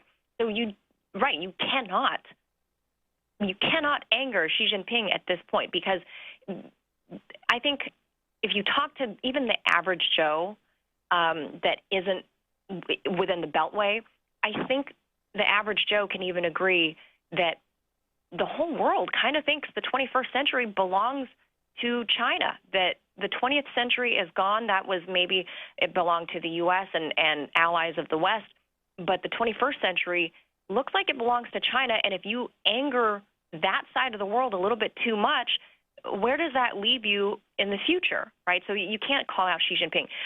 Russia has always just been the de facto boogeyman all throughout modern American foreign policy and history. So I don't think so much that he didn't want to bring that up yesterday out of fears of angering Vladimir Putin. I don't think that's the issue. I think President Biden just simply failed to mention Vladimir Putin because he's more concerned about all the other issues happening with Afghanistan and all the different hurricanes here. So I really do think that he kind of left that out unintentionally, unintentionally. But the China issue is the big deal. And at least on my show, on In Question, our regular guest, George Galloway, had no qualms with pointing that out, that the AUKUS deal that brought with it $40-50 billion in submarine deals, not only is part of the rift between France and the U.S., but kind of a greater example of the EU going its own path henceforth in the Indo-Pacific. Because now that the U.S. is technically out of war in Afghanistan, let's face it, the U.S. is always at war with somebody somewhere. So we're not technically out of war. We've still got people on the ground all over the African continent. We have people on the ground in Syria, in Iraq. We're not done, but we need to move the show, the mainstream media show, to another theater. And the next theater is the Indo-Pacific. So as George Galloway and I have talked about, with this angering France, I think it's telling that the French and the Germans making the Nord Stream 2 deal complete last week, I think it's very telling that the future of the European Union could be strengthening ties with the Asian countries and people along the Indo-Pacific Rim, because I think global leaders also see the fact that the 21st century is moving east. I can see that. Well, but I also remember, and this might be inherited from views of the 1800s, the 19th century, when the great power games were taking place, but there was the line, the belief, whoever controls Eurasia, whoever controls that mass supercontinent, basically controls the world. I don't know if I agree with that. Armaments have changed, the military's changed, but if what you're talking about would come to pass, you have the EU aligning themselves with broadly China and the countries surrounding China, and China, of course, aligning themselves broadly with Russia. Well, you have Eurasia, the whole thing, east to west, west to east, suddenly tied up into a single block right there. Now that, for an American audience who's used to demonizing Russia and China, that starts to seem very concerning if you think about military interaction. We actually, another guest yesterday morning, Michelle Whitty, also a brilliant woman, another host on this network, she was bringing up the idea of Australia as effectively a forward operating base for the U.S. military. Now, whether that gets, whether the sparks, it moves from sparks into outright artillery-style action, whether it gets into a really hot war, which the phrase forward operating base suggests, that's the question. I don't know the answer to it. I'm certainly worried about it. If it does, though, I think it would have to do with Taiwan, right? It would have to do with Taiwan, the actions in the South China Sea. It would have to do with some inciting incident, and those seem to be specifically Taiwan, but just those, maybe Hong Kong, you could throw that into it. What would lead into that? I'm worried, I'm worried. Jamarl and I have been talking about this as a sort of canary in the coal mine, this liminal phase where we're moving out of American dominance. The withdrawal from Afghanistan was a big blow to that. Last week's deal and the French response is a huge addition to that, but we're still in this phase. And I'm worried that what comes at the end of this phase is going to be the starting of a war, some incident, some event that forces individual countries to decide which one are we going to align with? How are we going to stand on this issue? But maybe I'm going too far. Manila, what do you think about all this? Honestly, I'm not that concerned about a hot war between the West, or more narrowly the U.S. and China, because I think both leaders, no matter who's in the Oval Office and no matter who is leading China, I think anybody that moves into those roles understands that having China and the U.S. at a physical hot war would literally cause just about the end of the world as we see it. I mean, everybody, the two parties at least are nuclear, number one. And number two, I think the greenback rules the world. I mean, maybe not for long, but the greenback money rules the world and the way it spins right now. And the U.S. and China are in an ugly, weird, dysfunctional, symbiotic relationship. It's like frenemies, right? We both need each other. We need China for obviously production of all the goods that we tend to buy, and China needs our money to buy those goods. So I'm personally not that worried about us ever getting into a hot war, even though there's going to be some contested maritime policy. There's going to be some bluster and some flexing from both sides, specifically over Taiwan and in the region around Hong Kong. But I personally don't really think anybody is stupid enough to start a hot war between China and the U.S., because that would effectively cause the end of the modern world, because somebody somewhere is going to decide, this is done. Let's send an ICBM we go ballistic and it's over. So I don't think anybody's that hot-headed or stupid. I don't even think Trump would have done that.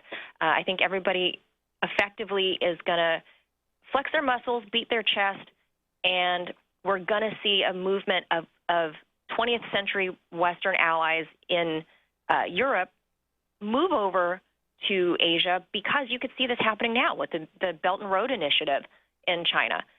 You see that with the Nord Stream 2. The Russians are being pulled in. Obviously, that is part of their world. That's part of their sphere of influence. That's their side of the globe. So the U.S. is kind of at a crossroads. The way I see it is they have to decide which way they want to go. Do they want to go and be part of the global community and start playing nicely? And I'm not saying that everybody else is at fault in the U.S. Is a victim, and that's not the case. But the U.S. needs to either learn to play nicely with the rest of the world going into the 21st century and leave the 20th century foreign policy and the idea of hegemony behind, or you isolate the country, which is, I guess, supported by the 70 million MAGA voters, is you focus on the United States and just kind of mind your own business, period. And probably the best is some combination of the two, although that's a value judgment on my part. Jamarl and I were having the debate over how likely a war is, and I was basically taking your side, I'll be honest. And I still lean towards your side. I still think rational minds do ultimately prevail. That's certainly what I hope, and in some cases it seems to be borne out by experience, but maybe less and less as time has gone on. But then he brings up, but people are also irrational, which is patently true and obvious. People overreact.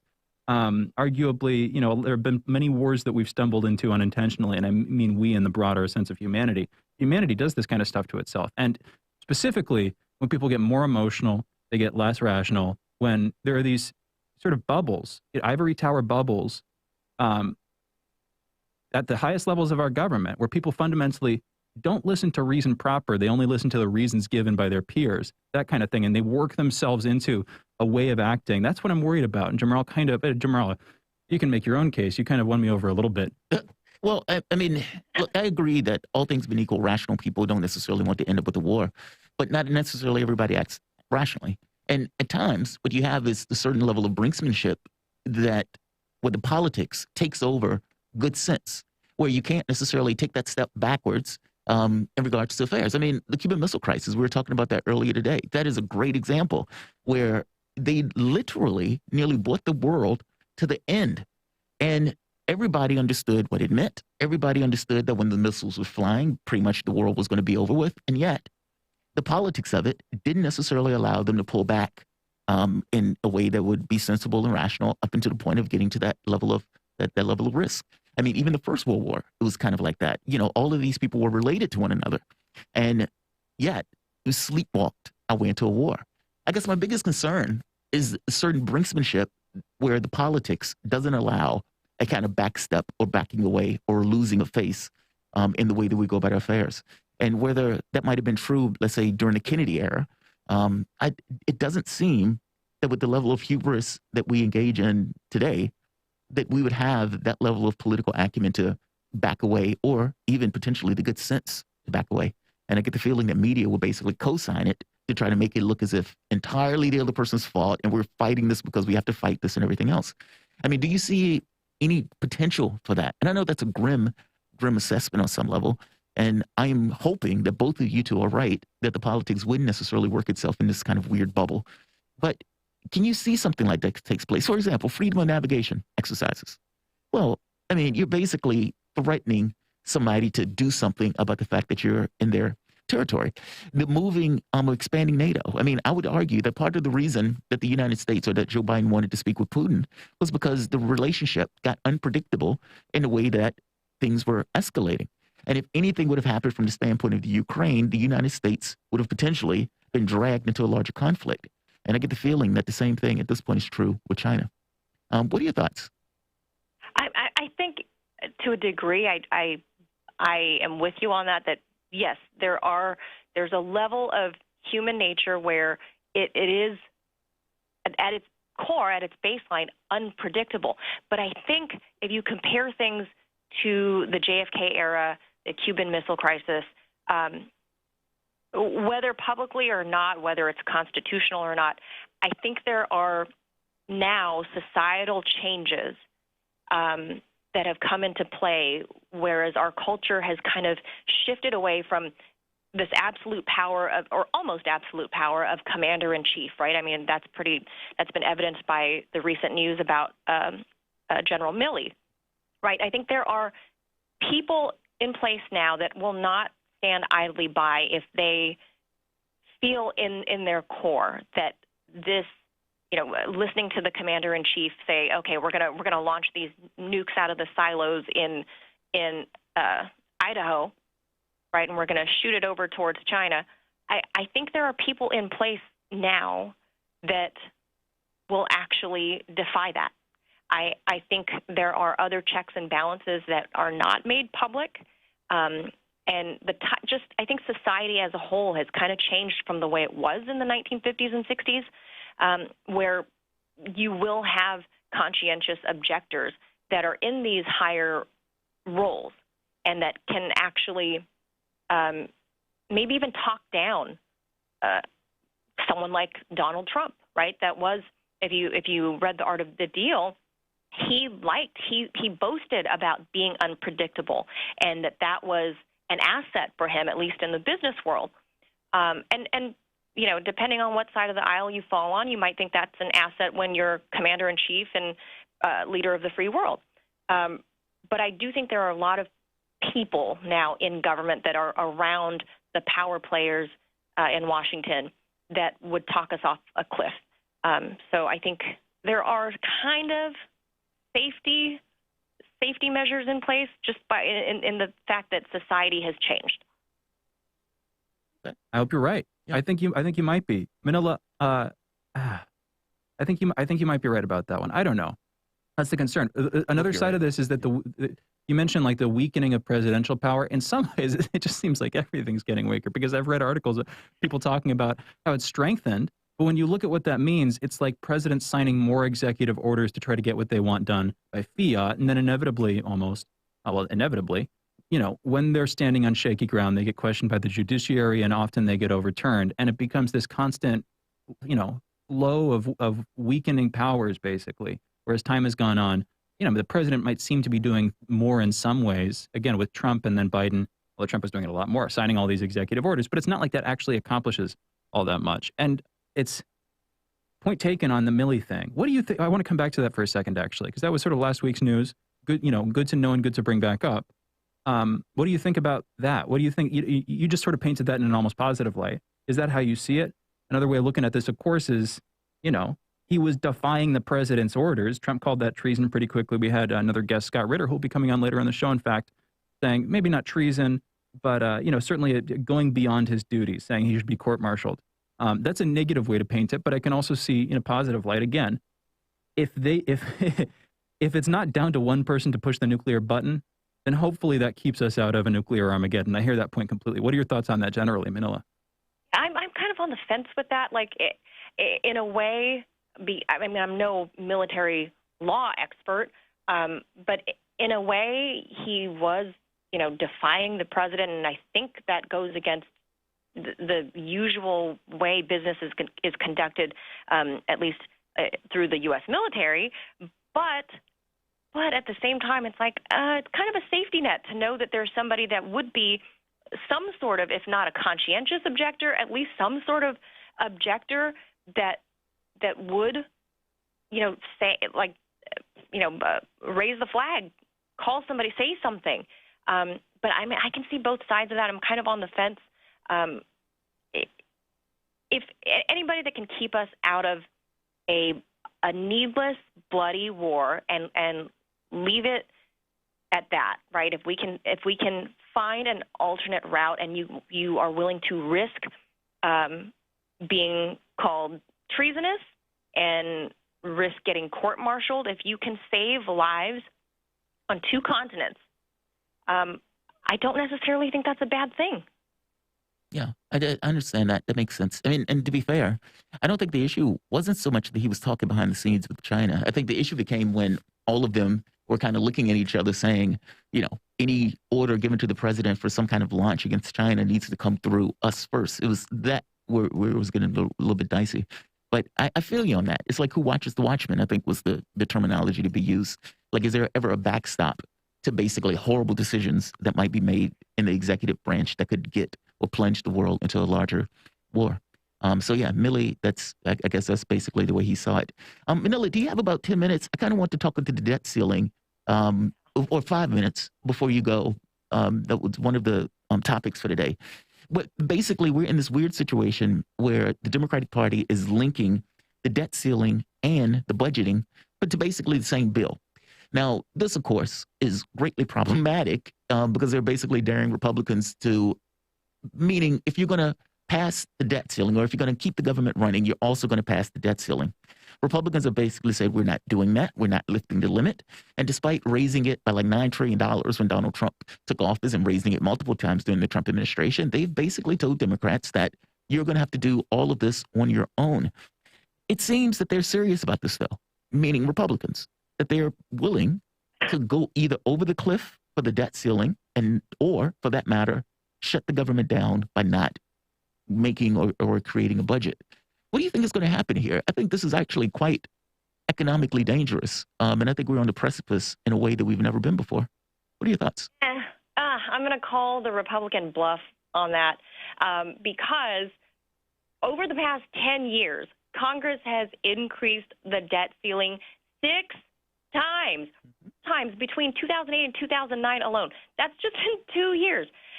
So I'm going to call the bluff on that because not only does history support my statement there, but we're coming up on a midterm election. And so I think if they don't stand by their typical Republican talking points of saying, well, we don't want more debt, we don't want to do this, we don't want to do that, the Democrats also can paint them as not inhumane, right? You're not going to give us enough money to help the Afghan refugees, the evacuees. You're not giving us money to deal with the border crisis. Well, that's true. But to be fair, I mean, history, during the Obama administration, there were multiple times where they didn't want to negotiate on the debt ceiling. And if you remember, it was only when Obama said, I'm not going to negotiate on this, they got to the brink of going over the debt limit. I mean, and even in the sense of going over to, like, getting to the brink of the debt limit, it seems like right now they're far more along the lines of true believers. I mean, our credit rating got hit because, at that point, because they didn't believe that the United States had the capacity or the competence to basically not just pay its bills, which is basically what the debt limit is, bills that have been accumulated over the course of the year or whatever being paid off, but not even keeping the government running. And so it's like, in this situation, they're conflating the budget going forward with bills that were already approved going back over the last several years. They seem to be true believers on this. They seem to be true believers. I don't know if, I guess my point is the precedent that was set back in 2008 was the willingness by many of the leaders in the Republican Party to go over the cliff. Here's the problem with this is that, first of all, this is an artificial debt ceiling. Look at it as like a credit card, right? Not only is Congress the person that the customer that has the credit card, they are also the credit card company. So the artificial limit is set by them. As long as the U.S. can continue to pay its dues where it needs to go, as we go, you keep having this showdown in Congress over this artificial, non-existent limit. Agreed. Kicking the can down the road 1 year, 2 years, and then you're back at it again because guess what? It's another election cycle. Eliminating the limit seems to be the obvious solution to avoid these, periodic debt scares, and which actually drives markets crazy. It creates panic among the regular consumer, the millions of people that work for the federal government. It creates needless panic when the obvious solution is by eliminating this and putting less focus on continually kicking this can down the road every 18 months, 24 months, and focus on actually doing a budget that's going to make sense in the future. Whether you can lift this limit indefinitely, I don't know. I'm sure. I mean, everything that goes up has to come down at some point, right? But at least for the good next few years, Congress needs to put more focus on that and working on a sustainable budget that is going to work for the American people and put human lives ahead of this dog and pony show that they do every 2 years.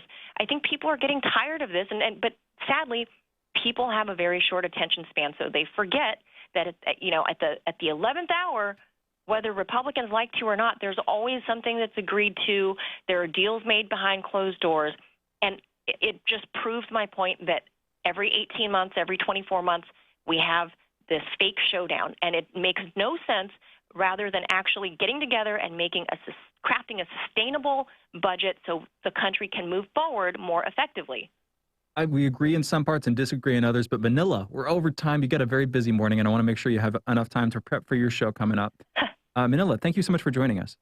Thank you. Manila Chan, voice you just heard, veteran news anchor and host of RT America's daily news program In Question. Follow Manila on Twitter at Manila Chan, on Facebook at Manila Chan Reports, and watch her show In Question on RT America. We're coming back for a slightly shortened Taking Calls segment. Glad to talk with Manila. Glad she was able to stick around with us for that one. We're coming back taking your calls, 202-521-1320. We've got callers on the line. If you want to join them, hurry up. We've only got so much time here. We'll be back in a minute on the other side of this short break. Fault lines. We are above all the latest developments, and we don't take any sides. Radio Sputnik, telling the untold. So, Sean, what do you want to talk about today? Well, Bob, that's easy. I want to talk about the need to stop the development of self-driving cars. Again, Sean, you're driving me nuts. I think the self-driving car thing's already out of the gate. No. It's never too late. See, now the leading experts in the field, I mean, just pick one, whichever one, leading experts have repeatedly warned us about the dangers of artificial intelligence. Look, I'm telling you, man, we have to stop the robots by any means necessary. I see what you did there. Yep. Tune into our show By Any Means Necessary daily from 2 to 4 p.m. Eastern Time on Radio Sputnik. And don't forget to call in at 3:20 p.m. to our studio number 202-521-1320. And if you miss us live, check us out on SputnikNews.com, Spreaker, iTunes, iHeartRadio, Spotify, or wherever you listen to podcasts and stay up to date on the latest political, social, and economic movements shaping the world around us.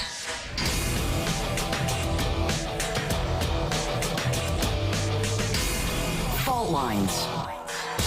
And we're back. You're listening to Fault Lines with Thomas and Stranahan. We've got callers. Real quick story, though, I want to get to just because it's so interesting. Jamarl just brought this up. This is from a couple weeks ago, actually. But the plans for a $400 billion new city in the American desert have been unveiled.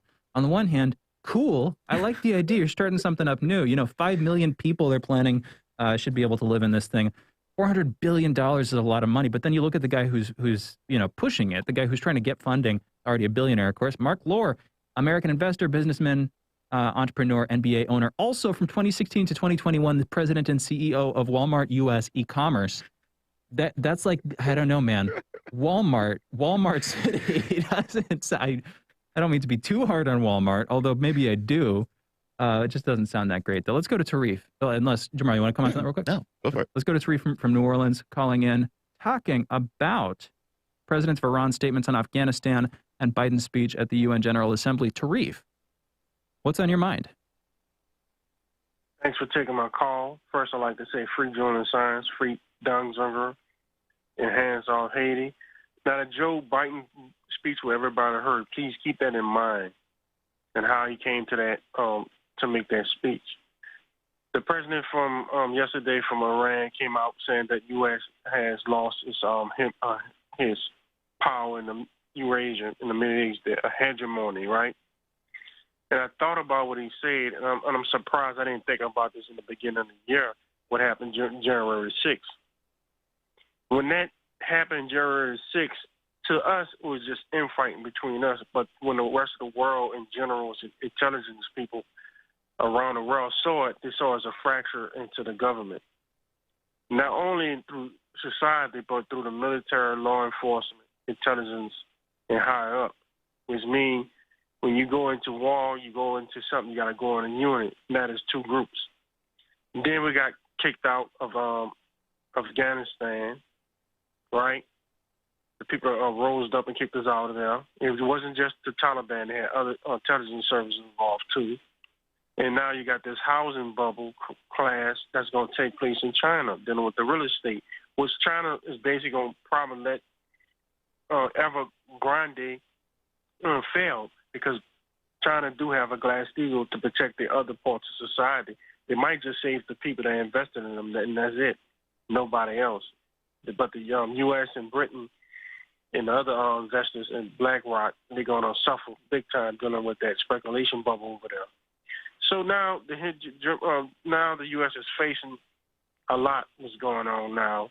It's not the top dog, and people see it now. That's why that Iranian guy came out yesterday, and he said what he said. He's not the only one that see it.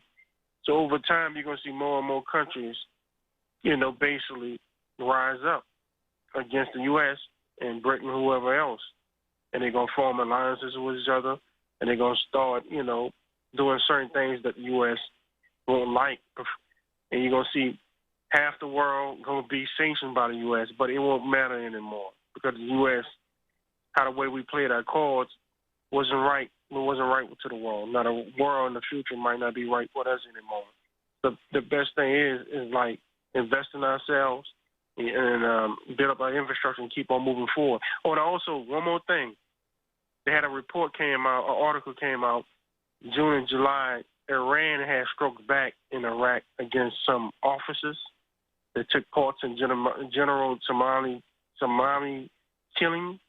They killed a couple. They say it's rumored that they killed a couple of U.S. officers and a couple of Mossad officers as well in Iraq. So I don't know how true that story is, but it's circulating on the internet. So if that is true, that'll tell you about the Iranian intelligence service. That how did they find out it was those men, and how did they find out what it was located? You know what I'm saying? So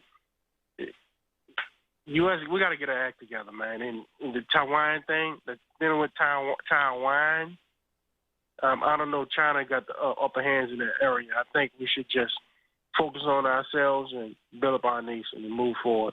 That's all I got to say. Thank you for taking my call. Arif, thank you for the call. I agree with you. Ultimately, at the end of the day, there was a point of disagreement between Manila Chen and I. If we have time, I want to come back to it. But broadly, when she's saying, these two roads forward, I think the best road is some kind of union of the two. We're not going to withdraw completely from the globe. If we do, that would come alongside some major shock inside our political system, some major change up.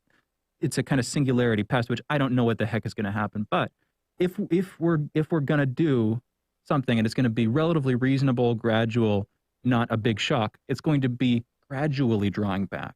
And that's what we see, I think, now. Instead of trying to maintain relations with everybody under the sun, who's not already our enemy, quote unquote, whatever, we're pivoting from, whether it's intentional or not, away from the European Union and towards this Anglosphere thing, where we're limiting the extent to which we're going to draw ourselves into either other people's conflicts or force ourselves to keep paying for other people's bills.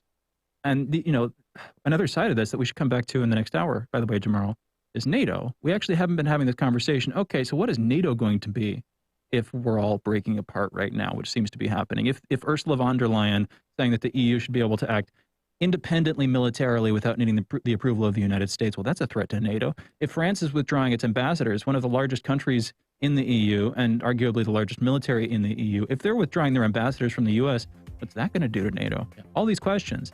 And we'll be trying to get into the answers coming up. Tarif, thank you again for the call. We've got to close this hour out. We'll be coming back in a minute with headlines and the last hour of this morning's show. You're listening to Fault Lines with Thomas and Stranahan. Be back in a minute on the other side of this short break.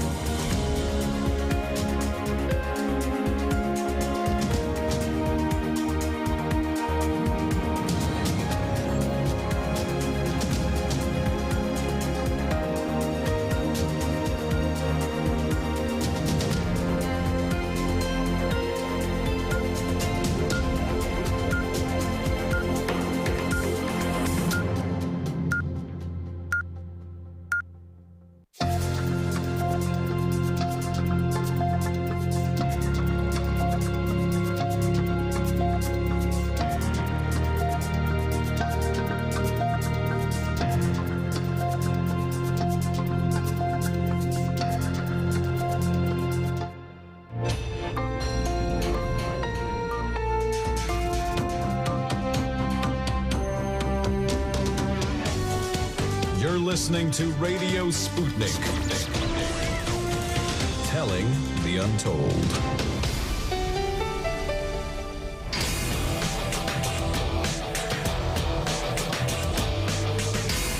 Fault lines. Live from across the divided states of America, it is time now for the last hour this morning of the most disruptive show, covering news, politics, and events from across these disunited states and the increasingly disunited surface of our globe. In the independent corner, I'm your political analyst, Shane Stranahan. And in the left corner, I am the indefatigable, the ever-vigilant, the last man on the wall, your political analyst, Jamarl Thomas. And together, that means you're almost certainly listening to Fault Lines with Thomas and Stranahan. All right, September 22nd, just past 9 a.m. Eastern. If you're a time traveler, you now know when you are. I can't help you figure out where you are. You've got to figure that out for yourself. Sorry. Let's get into headlines. There are about 130,000 new COVID cases reported yesterday in the United States. There were also 2,363 deaths reported over the past week. There have been an average of about 134,000 cases per day, a decrease of 12% from the average 2 weeks earlier. 55% of the total American public has been fully vaccinated. 64% of residents have received at least one dose. And as of this morning, the coronavirus has infected 42,404,000 people across the United States. It has killed 678,557 of us in America. Tennessee will be limiting the amount of monoclonal antibody treatment for COVID-19 treatments in an effort to ration the preventative drug. The scarcity was caused by mass demand and the federal government's cap on shipping these drugs. Health experts are warning this opens the door for either unfair or corrupt decisions on who gets the treatment and who doesn't.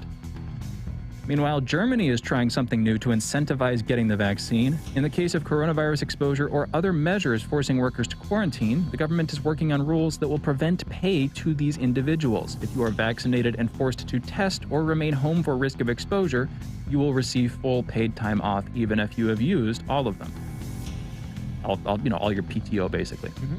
In national news, the body found in a U.S. national park in Wyoming has been confirmed as the deceased Gabrielle Petito.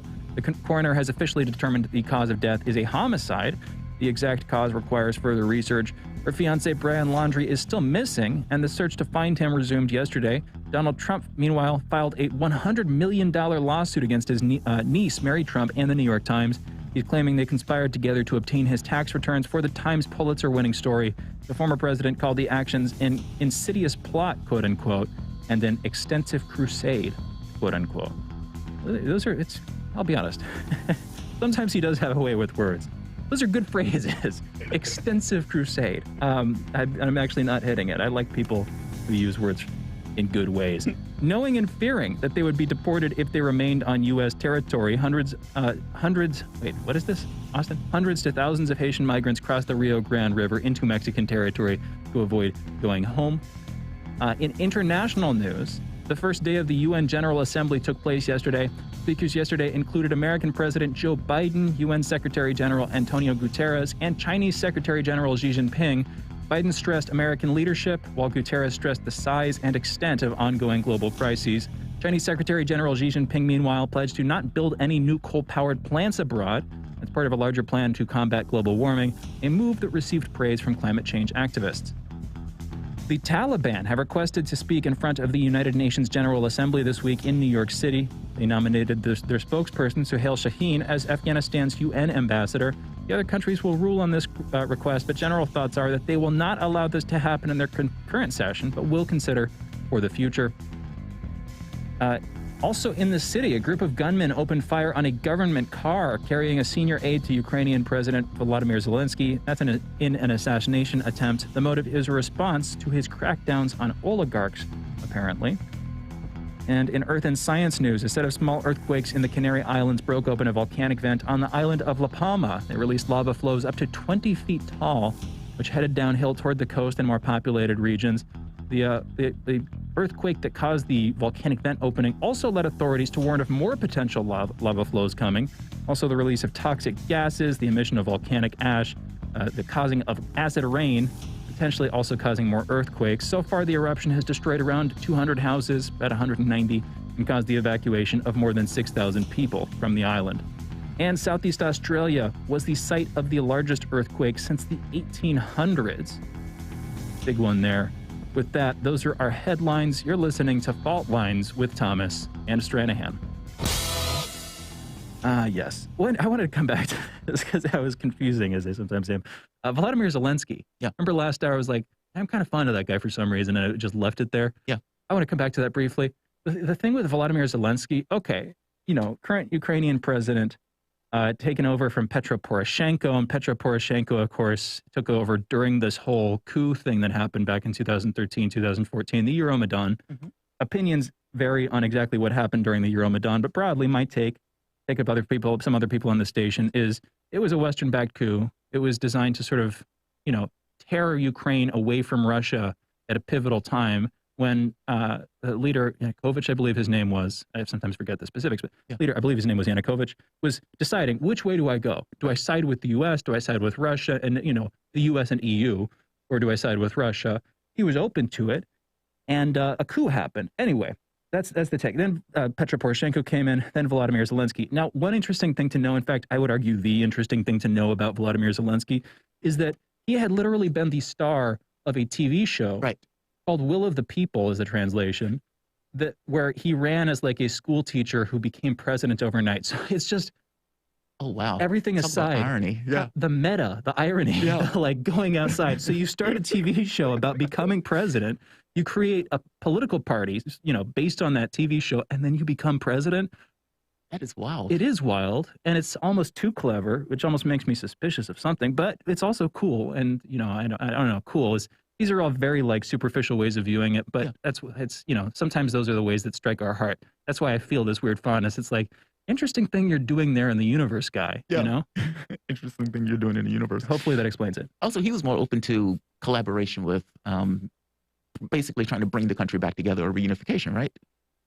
Yeah, well, yes, he's been trying to, but he's also been sort of torn in different directions, because you have some people who are diehard nationalists, like outright fascists, effectively, or Ukrainian Nazis, basically. They really don't like Russia. They want Ukraine to be, its own distinct national group, not necessarily a part of the EU either, though.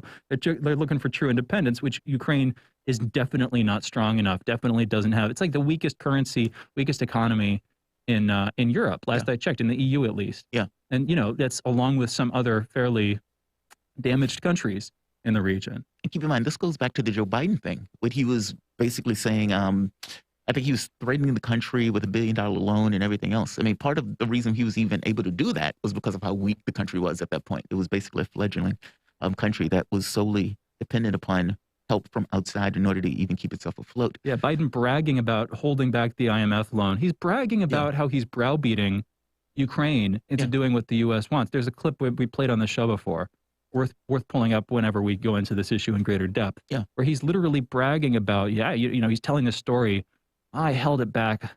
Told him to fire that prosecutor and this other stuff. Exactly. The reason this is interesting is because tomorrow, when we get to conversation, there was a book that came out that is basically, I think Glenn Greenwald was putting this out, the tweet out, but basically saying that the laptop from Hunter Biden was in fact his laptop, and the emails in it were in fact his. There were like 3 laptops at this point. And what people sometimes forget is that first laptop and the emails that was coming out that implicates Joe Biden in a corruption scheme. I mean, he's invoked in some of those emails. And so if that is indeed, somewhat true, and if that can be validated as true, that is greatly problematic. It would be problematic if the press would ever ask him about it, or if they would even cover that particular story. But there should be serious questions that are asked from some of the stuff that's coming out that laptop. But nevertheless, I mean, all of these, the Ukraine stuff is just, like you said, it's just interesting interplays. One thing, the Haiti thing, where the deportation, you paused on that for a bit. The interesting thing that was exposed yesterday about the Haiti thing, where you have all of these people who are basically going back to Mexico now, right here, knowing or fearing they would be deported if they remained in the United States territory. Hundreds to thousands of Haitian migrants crossed the Rio Grande. Well, that's because many of them, if you remember, were coming from South America and had been in South America for years. And that, it was like getting into Ecuador, going through Brazil in some cases, but they were living in some of those areas in South America.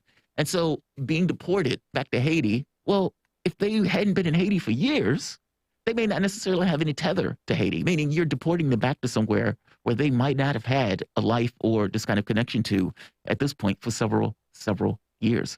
And so at this point, I guess they were retreating back to the places where they were going before. But keep in mind, part and parcel to the reason that they were coming to the United States and leaving those countries was because of loss or lacking opportunities wherever they were in the South American states. Yes. So it's just an interesting story, especially from the standpoint of the mass deportations that are about to take place.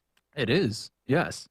You know, there's another story that we haven't been talking about as much that I wanted to try to edify our audiences with. Can we talk about Nicki Minaj? Yes, but I don't know the story associated. You don't know the story associated with Nicki Minaj? You mean the COVID stuff? Oh yes. Oh God, yeah, go for it. Yeah. So we haven't. I don't think we've talked about. No, we've never talked about it, but go for it. We haven't talked about it in the last week and a half. This is going to be. So I'm going to assume that literally everybody. I'll be extremely brief because I assume everybody knows what we're talking about. This is the swollen testicles thing, right? Yes. Nicki Minaj talking about her cousin's friend. I think it was. It wasn't her cousin. It was her cousin's friend. Reportedly had swollen testicles after he got the vaccine shot. And then the most hilarious part to me was that like he was supposed to get married. And then the wife called it off after the testicles started to swell, which is, I'm just sorry, there's really? just so little in that marriage. If it's like, no, I don't like him anymore or whatever. It's like, dude, we can't get together with these swollen testicles like that. We can't, this is not marriage. Of course. And again, trying to edify the audience here, trying to get into those real highbrow conversations. But so this turned into a major media kerfuffle because all of a sudden Nicki Minaj was like, alongside anti-vaxxers, you wouldn't necessarily associate them with like pushing back against not just the mainstream, but if you think about it, Donald Trump. Yeah. In a weird way, just think about who's on what side in this case. Yeah. And it got coverage, you know, Tucker Carlson and people over at Fox were giving this story plenty of coverage. I know somebody's saying in the chat, I know I'm late covering this, but come on, man, we got to talk about it at some point. It is kind of funny, actually. So that's what happened then. Is this idiocracy? Yes. Is that what this is? Yes, 1,000% yes. I mean, because I remember I saw when this was taking place, and she made some kind of surly comment about, well, you know, I'm sorry that so and so, or you know, making some kind of excuse for it. There is no association with the swollen testicles thing. It just sounds weird, like on its face, and then to make the connection between that and COVID vaccine, yeah, she came across as an anti-vaxxer on some of that stuff. She did, and then but then people were pushing back on her, and then like she got into the very public spat with Joyanne Reid over at MSNBC. Yeah, that was part of the beat from this story. Kept going forward, and it's continuing into this week where I'm still seeing this story's still going. Think pieces and opinion pieces. What does Nicki Minaj represent? You know, what does this mean? The dangerous power of celebrity. But does this actually convince anybody, or does this merely solidify pre-existing opinions, or even, I don't even know if it solidifies anything. Is it merely entertainment on both sides, where one side can be like, oh, wow, look, this is really funny, and we're finally getting representation. Nicki Minaj, major singer, pop star Nicki Minaj is suddenly representing us. It's not like they believe it anymore necessarily. They just feel gratified to see somebody say something about it. That's really interesting. I think it may be more the latter. Like, look, I don't know who's getting their healthcare advice from Nicki Minaj, but would they air the clip? Absolutely. Would they say, hey, even Minaj backs me up, and would they like her a little bit more just because she's, you know, in their camp of anti-vax? Probably. But will it change opinions? And that's the part where I'm less, I'm more dicey on. That's the thing. I don't think it will. And why this came to mind, and a part of the story that I didn't see enough people talking about, did you see Jen Psaki responding to questions on this, saying that the White House, the administration, had placed a call to Nicki Minaj's people, and I think I'm using her words there, to try to explain this, to smooth things over, to talk about this with her. But hang on a second, wait, the White House is calling Nicki Minaj? The White House called Nicki Minaj to personally convince her about the efficacy of vaccines. That is the highest priority thing we can do right now, and I saw other people having that take exactly. It's not an original on my part, but it's like, that's what they're doing. That's where their mind is at. On the one hand, I guess I get it, because you've got this high-profile public influencer you want to influence back in the other direction. But really, that's what you think the most effective action you can take. You're choosing to respond to this. You're choosing to dignify this with a response. But also, you set this up. I would argue the White House, in its various actions alongside other, alongside other international medical authorities, so constantly wobbled on exactly what the public's supposed to do, why we're doing any given thing, what our long-term game plan is. It has created this era, this like miniature epoch that we're living in right now of who knows what's true, basically, where you can't trust them because they lie, and you see that they lie. But for me, it's like I see that there's a there when it comes to COVID. Yeah. And these are the relevant authorities that would supposedly be in charge of this thing. But anyway, coming back to it, this is what they're doing with it. This was last week also. But I think worth mentioning. Wow. The president, I mean, man, this feels like the BTK thing in the UN, United Nations again. I mean, yes. Yeah, it's just, yeah. Yeah. This seems to be the better things to do with your time than contacting Nicki Minaj. Yeah. And like I said, I don't necessarily know why the White House believes she's going to have that much influence in getting people to either take the vaccine or not take the vaccine, one way or the other. But yeah, apparently, I guess in their heads, she's an influencer. And I don't want people to believe that the COVID vaccine is causing swollen testicles all throughout the United States, just a mass case of swollen testicles from the COVID vaccine. So yeah, we're going to reach out to Nicki Minaj. I don't think that was necessary to do. I don't think that was necessary. It's honestly, it's weirder that you did it as opposed to just kind of leaving it alone. Yes. Very strange. I hear you. You know what? We're going to go into our break. We have our guest on the line, and I do not want to delay that conversation for this one. We'll be coming back in a minute with Scott Ritter, former UN weapons inspector, weapons of mass destruction whistleblower. You're listening to Fault Lines with Thomas and Stranahan. When we come back with Scott, we'll be talking about the Taliban, recent words at the UN General Assembly, the Taliban petitioning to join the UNGA, and internal infighting. We touched upon this briefly earlier with Ted Rawl. We'll be going back into it with Scott Ritter when we come back from our short break. Be right back. Fault Lines. 24 hours a day, 7 days a week. We give you the most essential information out there. Radio Sputnik, telling the untold. In a media landscape filled with so-called journalists acting as stenographers for their billionaire bosses, there is a desperate need for news, analysis, and perspectives that buck the status quo and get to the heart of how domestic and international events impact you and me, as well as showing how we can get involved in the struggle to change that status quo. Check out By Any Means Necessary on Radio Sputnik, Monday through Friday from 2 to 4 p.m. Eastern, to hear the stories and voices that mainstream media refuses to tell you. And join us as we connect the political, social, and economic movements shaping the world around us. That's By Any Means Necessary, Monday through Friday at 2 to 4 p.m. Eastern, right here on Radio Sputnik.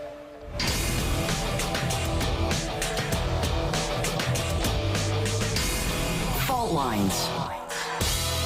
Welcome back to Fault Lines on Radio Sputnik. My name is Jamarl Thomas. I'm joined with my co-host Shane Stranahan, coming to you live out of our station in Washington, D.C. If you guys live in the area, you can catch us on radio at 105.5 FM and 1390 AM. We're also in Kansas City at 102.9 FM and 104.7 FM. If you guys are digging what Shane and I are putting down, whatever platform you're consuming this content on, give us a like and share that audio or video. If you want to join in on the conversation, you can do so with a chat, a tweet, and of course, you can reach us by phone at 202-521-1320. That is 202-521-1320. Your engagement helps make this show what it is, so definitely don't be shy. We had the opportunity to have somewhat of a conversation earlier about the Taliban basically wanting to address the UN General Assembly, and what does that mean in regards to this kind of Taliban 2.0 that is in charge. At the very least, it comes across as if there's an international attention, or at the very least an attempt or want of international recognition. But really, it boils down to, what does this mean for Afghanistan if the Taliban wants this sort of international recognition? To start this conversation, we're joined with Scott Ritter. Scott Ritter is a former UN weapons inspector and weapons of mass destruction whistleblower. You can follow him on Twitter at @RealScottRitter. Scott, thank you for joining us. Thanks for having me. Absolutely. So this breaks down in somewhat two ways. I guess the first question boils down to, what does it mean that the Taliban wants this sort of international recognition to be able to address the UN in the first place? And I guess we could start there before getting into some of the divisions that are in, let's say, the ruling leadership of the Taliban versus the foot soldiers of the Taliban. So let's start there. What does it mean that they want this sort of international recognition on the world stage of the UN General Assembly? Well, I think the Taliban recognizes that the isolation that it found itself in 2001 helped lead to the conditions which allowed the United States to invade and ultimately occupy Afghanistan for 20 years and compelled the Taliban, which views itself as the legitimate government of Afghanistan to wage a 20-year insurgency to regain control. Now that they've reestablished their authority over Afghanistan as a nation, they are seeking to get the kind of recognition required to be seen as a legitimate government by the international community to foster the kind of diplomatic and economic interaction that would allow Afghanistan to, if not thrive, at least survive as a modern nation state with an agriculture, with industry, et cetera, and in a manner which didn't put it at fundamental odds with its neighbors and the rest of the world. It's better to be having diplomatic relations than military engagement. Well, this also means leverage, right? I mean, but basically the fact that they want this kind of international recognition means they're not isolating themselves in the way that was taking place back in 2000. I mean, this version of the Taliban does seem to have an outward-looking point of view, and within the context of that outward-looking point of view, on some level, that would allow a bit of leverage from other countries in regards to influencing policy in Afghanistan. Or am I wrong on that? I mean, I guess it seems that if you want something from somebody else on some level, you're going to have to give something, even if that's policy adjustments. And I guess this kind of steps into this notion of divisions that are in the Taliban itself from, let's say, the ruling class of the Taliban versus the foot soldiers or versus the people on the ground. What are those divisions? At first, I guess the question is, are there divisions in the leadership versus the run-of-the-mill soldiers? And if so, what are those divisions and how are those divisions being explored? Well, there are always divisions. I mean, even in the United States military, you compare and contrast the mindset of your average private first class, corporal, sergeant with your average colonel, brigadier general on up. They live in two different worlds, two different planets, two different outlooks. The lower down the food chain you go, the more brutal, the more visceral your experiences are. You are defined by your environment, and if your environment is that of a foot soldier, you're defined by the terrain surrounding you, by the men to your left and to your right, by the enemy that you're confronting, basic survival instinct. If you're higher up, a general, or in the case of the Taliban, one of their commanders, your existence is defined by Doha, negotiations, discussions with the Pakistanis about, a post-Taliban recovery environment, discussions in Moscow with the Russians, meetings with the United States, completely different worlds. And so, after 20 years of nonstop fighting, the United States speaks in terms of the damage the Afghan war has done to soldiers, sailors, airmen, and Marines who have served over there, who have served multiple tours.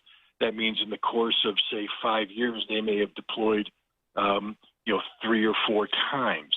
Average deployment maybe being, 8 months or so.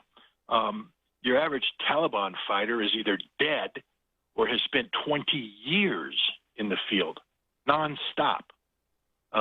There is no rest and recreation. They don't get to go home on leave. Their home is a combat zone. They've spent 20 years living in the mountains fighting. That's all they know. And they are scarred by that. They are defined by that. And as a result, they have certain expectations that one would see of a private and a private first class. I mean, if you ask a private and private first class what they want, from victory, it isn't going to be world peace. It's going to be beer. It's going to be women. That's what they care about. That's their existence. They don't sit there and speak in terms of, Harvard level, international relations. So the average Taliban, now that they've achieved victory, is expecting something. They're expecting, a reward. And because they've been motivated in large part by a combination of religious and economic, lures, they want that, they want that emirate, the religious emirate, but they also, these are guys that are used to going in and taking a village at gunpoint, robbing people, getting what they want without negotiation. And now they're told they have to play by the rules. And that emirate they were looking for isn't going to be quite as hardcore as maybe they had been led to believe while they were fighting. It's going to be more moderate, showing some sort of empathy, if not sympathy, toward the defeated population. Again, in the mindset of the Taliban soldier, the Afghan people aren't their friends or their allies. Most of the Afghan people were, that they were confronting were, working with the government against them. They are the enemy, and now they're being told we're going to have to be retrained so that we can get along with these people. There's a lot of discontent at the lower levels, whereas the upper levels understands that if you let the lower levels define who you are, it's going to be 2000, 2001 all over again. Well, it seems almost inevitably like the upper level will win after a certain point. I think well, first, do you agree or do you disagree with that? Do you see any kind of uprising, or is it going to be the case that the people who are in charge are ultimately going to bring the public along with them? Scott? No, the people in charge are going to win. I mean, the privates never win. Understand that. First of all, once the fighting stops, the privates lose their reason for being. They can either choose to continue the struggle, but this time it's going to be without the support of the hierarchy that's supported in the past. They'll be isolated and they'll be defeated. I do expect to see a certain amount of defections from the lower ranks to, ISIS. But ISIS's days are numbered in Afghanistan. They are not a popular-based movement. They basically succeeded in a combat environment by taking the more extreme elements and using them. But now that peace has taken hold, you're going to see the population and the leadership are going to conspire against those soldiers who want to still carry on the fight. ISIS will be destroyed, and any Taliban who defect to ISIS will be destroyed, and the other soldiers are going to have to learn to adapt and to be, part of the broader picture that's being painted by the Taliban leadership. Well, then the question, so taking that as a given, that the leaders are ultimately going to win, that this is a transitional process, I think the question is, what are we going to see, at least in part, what are we going to see from the privates as you're referring to them by? Are we going to see not just a lot of domestic, disgusting behavior to a Western audience, raping, killing, looting, pillaging, the kinds of things that were, reported very occasionally, not as often as I would have thought they would have been necessarily early on, later on in August after the Taliban took Kabul and we'd basically withdrawn. Are we going to see more of that? Is it going to spread outside of the country? And is it going to be enough to make a crucial difference in the long-term success, stability, legitimacy of the Taliban as a government on the world stage? Those are the questions that come to my mind. In other words, if this is a transitional process, how long is it going to last, and how serious is it going to be while we're in it? And what's going to come out of it? Scott, I asked a bunch of questions there. I don't mean to be overwhelming, but I was just trying to expand the territory. What's your take? Well, it's been interesting to because the Taliban have been very active in social media, to take a look at some of the postings that their public affairs officer equivalents have been putting out there. I mean, photos of the Taliban on boats in a lake paddling around. Now they've got their guns and they got, but they're like little children. Videos of the Taliban soldiers, playing, jousting games on rolling chairs, hitting one another, rolling over, tumbling like children. I saw that. Yep. What I'm trying to make is these guys are human. Okay, they're not machines. They're human. And when we take a look at what has happened to American veterans coming back from Afghanistan and Iraq, after an experience, to be frank, which could not even begin to compare with the experience of the Taliban. I mean, there's not an American service member out there that's had half the experience of a Taliban fighter in terms of just the brutal, cruel realities of war. We go back to our base with its soda pops and Burger Kings. We plan in air-conditioned environments. We hop on helicopters. We fly out. We experience a little bit of combat, and then we come back. The Taliban's living in the mountains, getting bombed and shelled and having to flee helicopters and all this stuff. These guys are scarred. They are scarred, and they're going to have the same problems that our veterans are having adjusting to readjusting to society. There's going to be drug abuse, alcoholism. There's going to be rapes. There's going to be murder. There's going to be suicide. This is a destroyed generation. So yes, there's going to be that. But what people need to understand is, while this is acting out, this is not a society mandating this behavior. It's a society dealing with the horrific reality of 20 years of nonstop combat. And remember, it's not just the Taliban soldiers that have been impacted by this. There is, entire generations of children who've only known war. Families who've known war. Afghanistan has not been normal for 40 years. And so the Taliban have to deal with a fundamentally fractured, fundamentally broken society. And so for us outside observers sitting here in our air-conditioned homes or our heated homes, sipping our tea with our pinky finger up in the air, watching TV going, oh, shame on them, shame on them, shame on us. We need to have a little bit of understanding here. We spent 20 years destroying their nation. We did, but also, they were the ones beheading people in soccer stadiums, and we can't get over that. And there's something, I saw the video that you mentioned the other night, you mentioned just now. I was watching that last night, actually, just scrolling down Twitter as you sometimes do, and I saw it come up. I forget what the title was, but basically, again, Taliban's rolling around, basically playing bumper cars with like office chairs, rolling backwards into each other. The kind of thing you would, you do if you grew up when there were office chairs with wheels on them at the age of 8. Again, there's something childish about it. So I was watching it, I was laughing at it. My brother who lives with me heard me laughing and he wanted to see it. I showed it to him and he was like, "Isn't this just propaganda, man?" And I don't think it is just propaganda. But what that suggests is, wait, so we've portrayed them as terrorists for the longest time. And now there's this silence that's being filled in at least some corners with, okay, let's accept them, let's humanize them, that kind of thing. It's confusing and disorienting. Scott, what's your take on that?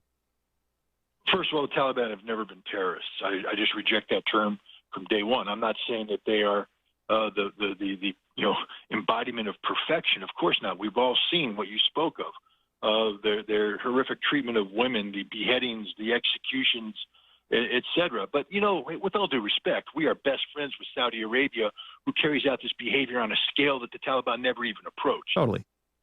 On a weekly basis, Saudi swordsmen run around the towns of Saudi Arabia beheading multiple people for the entertainment of crowds, and they're our close allies.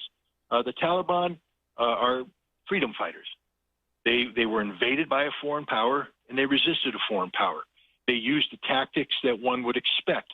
I've always talked about, there's the movie's been remade, but the original Wolverines movie, made in the 1980s, when the one where the Soviets parachute in with the Cubans and take over America in this small Colorado town with the high school kids with their nice little high school. Red Dawn. That's what you're talking about, right? Red Dawn, that's it. And they go off and they create this, resistance movement called the Wolverines. What the hell did they do? They were terrorists in the eyes of the Russians. They blew they blew stuff up. They assassinated people. They ran around and did unconventional warfare. But from the American perspective, because we called them Americans, they were the Wolverines. They were a resistance movement. Now, you just flip that a little bit. What do you call people who gather together when they're invaded and occupied by a foreign power? They're not terrorists.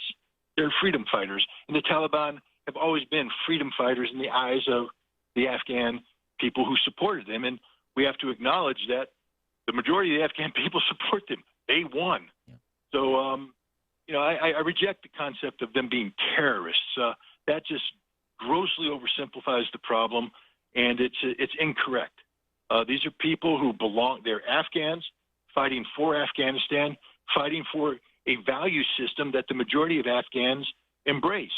When we take a look at Kabul and we look at the children's schools and we look at the women working and all that stuff, that's a minority opinion in Afghanistan. We were there for 20 years. And yet, as soon as you left Kabul, how many women weren't wearing burqas? Yeah. In the whole country that we occupied, other than Kabul, where did you find women not wearing burqas? Nowhere. They wore burqas everywhere, even though we were there. We didn't do anything to transform society in a meaningful way. And yet we're condemning the Taliban because they're simply, embracing the lifestyle that they've had for centuries. Would I prefer women not being burqas? Absolutely. But you know what? I'm not a Pashtu living in Nangarhar province in Afghanistan. It's not our call to make. It's a kind of cultural imperialism. It reminds me in a completely different vein that I don't want to get into just because of time. I have the whole woke thing and internationally how that's being received and how that's being pushed. But yeah, it's certainly a part of it. And it didn't work, like you said, first and foremost. But I want to come back for just a second to the terrorist thing. Yeah, first and foremost, yes, I agree with you. What would make them terrorists is if they started to go into other countries, if there was a concerted push by the Taliban or elements within it to spread their version of Islam violently abroad. And that's what countries in the periphery in the region are concerned about. I would start with China just because of the whole thing going on in Xinjiang with the Uyghurs, of course, and, you know, the narrow land border connection they share with Afghanistan. But that's a concern. But this kind of comes back to the conversation we were having earlier on in this segment with you. Do you see that happening? You know, the leadership might not want that, but I could see some of the rank and file seeing that, you know, traumatized, looking for what to do with their life, deciding to do that. And that's where the term terrorism would start to feel like it applies more. Do you see that happening, Scott? What's your take? I don't see it happening on a meaningful level. First of all, Afghans have never been exporters of violence outside of their borders. It's just not something they do. You know, there are a few exceptions. There's a brigade of Afghan refugees that have been recruited by the Iranians who fight in Syria under the the banner of pro-Iranian militias. But you know, their days are numbered. Now that Afghans have been liberated by the Taliban, I think you're going to, in peace and stability, I think you're going to see that brigade dissolving and returning to Afghanistan, because that's, you know, it's an inwardly looking society. Even when you had anti-Soviet Islamic resistance in the 1920s and 30s along the Afghan border, there are very, very few examples of Afghans crossing over to fight against the Soviet Union in the name of Islam. They stayed home. You know, and the Chinese aren't worried about Afghans coming over into China. They're worried about Uyghurs coming over. Uyghurs who have been trained, during the course of 20 years to carry out guerrilla warfare. The Russians are worried about Chechens.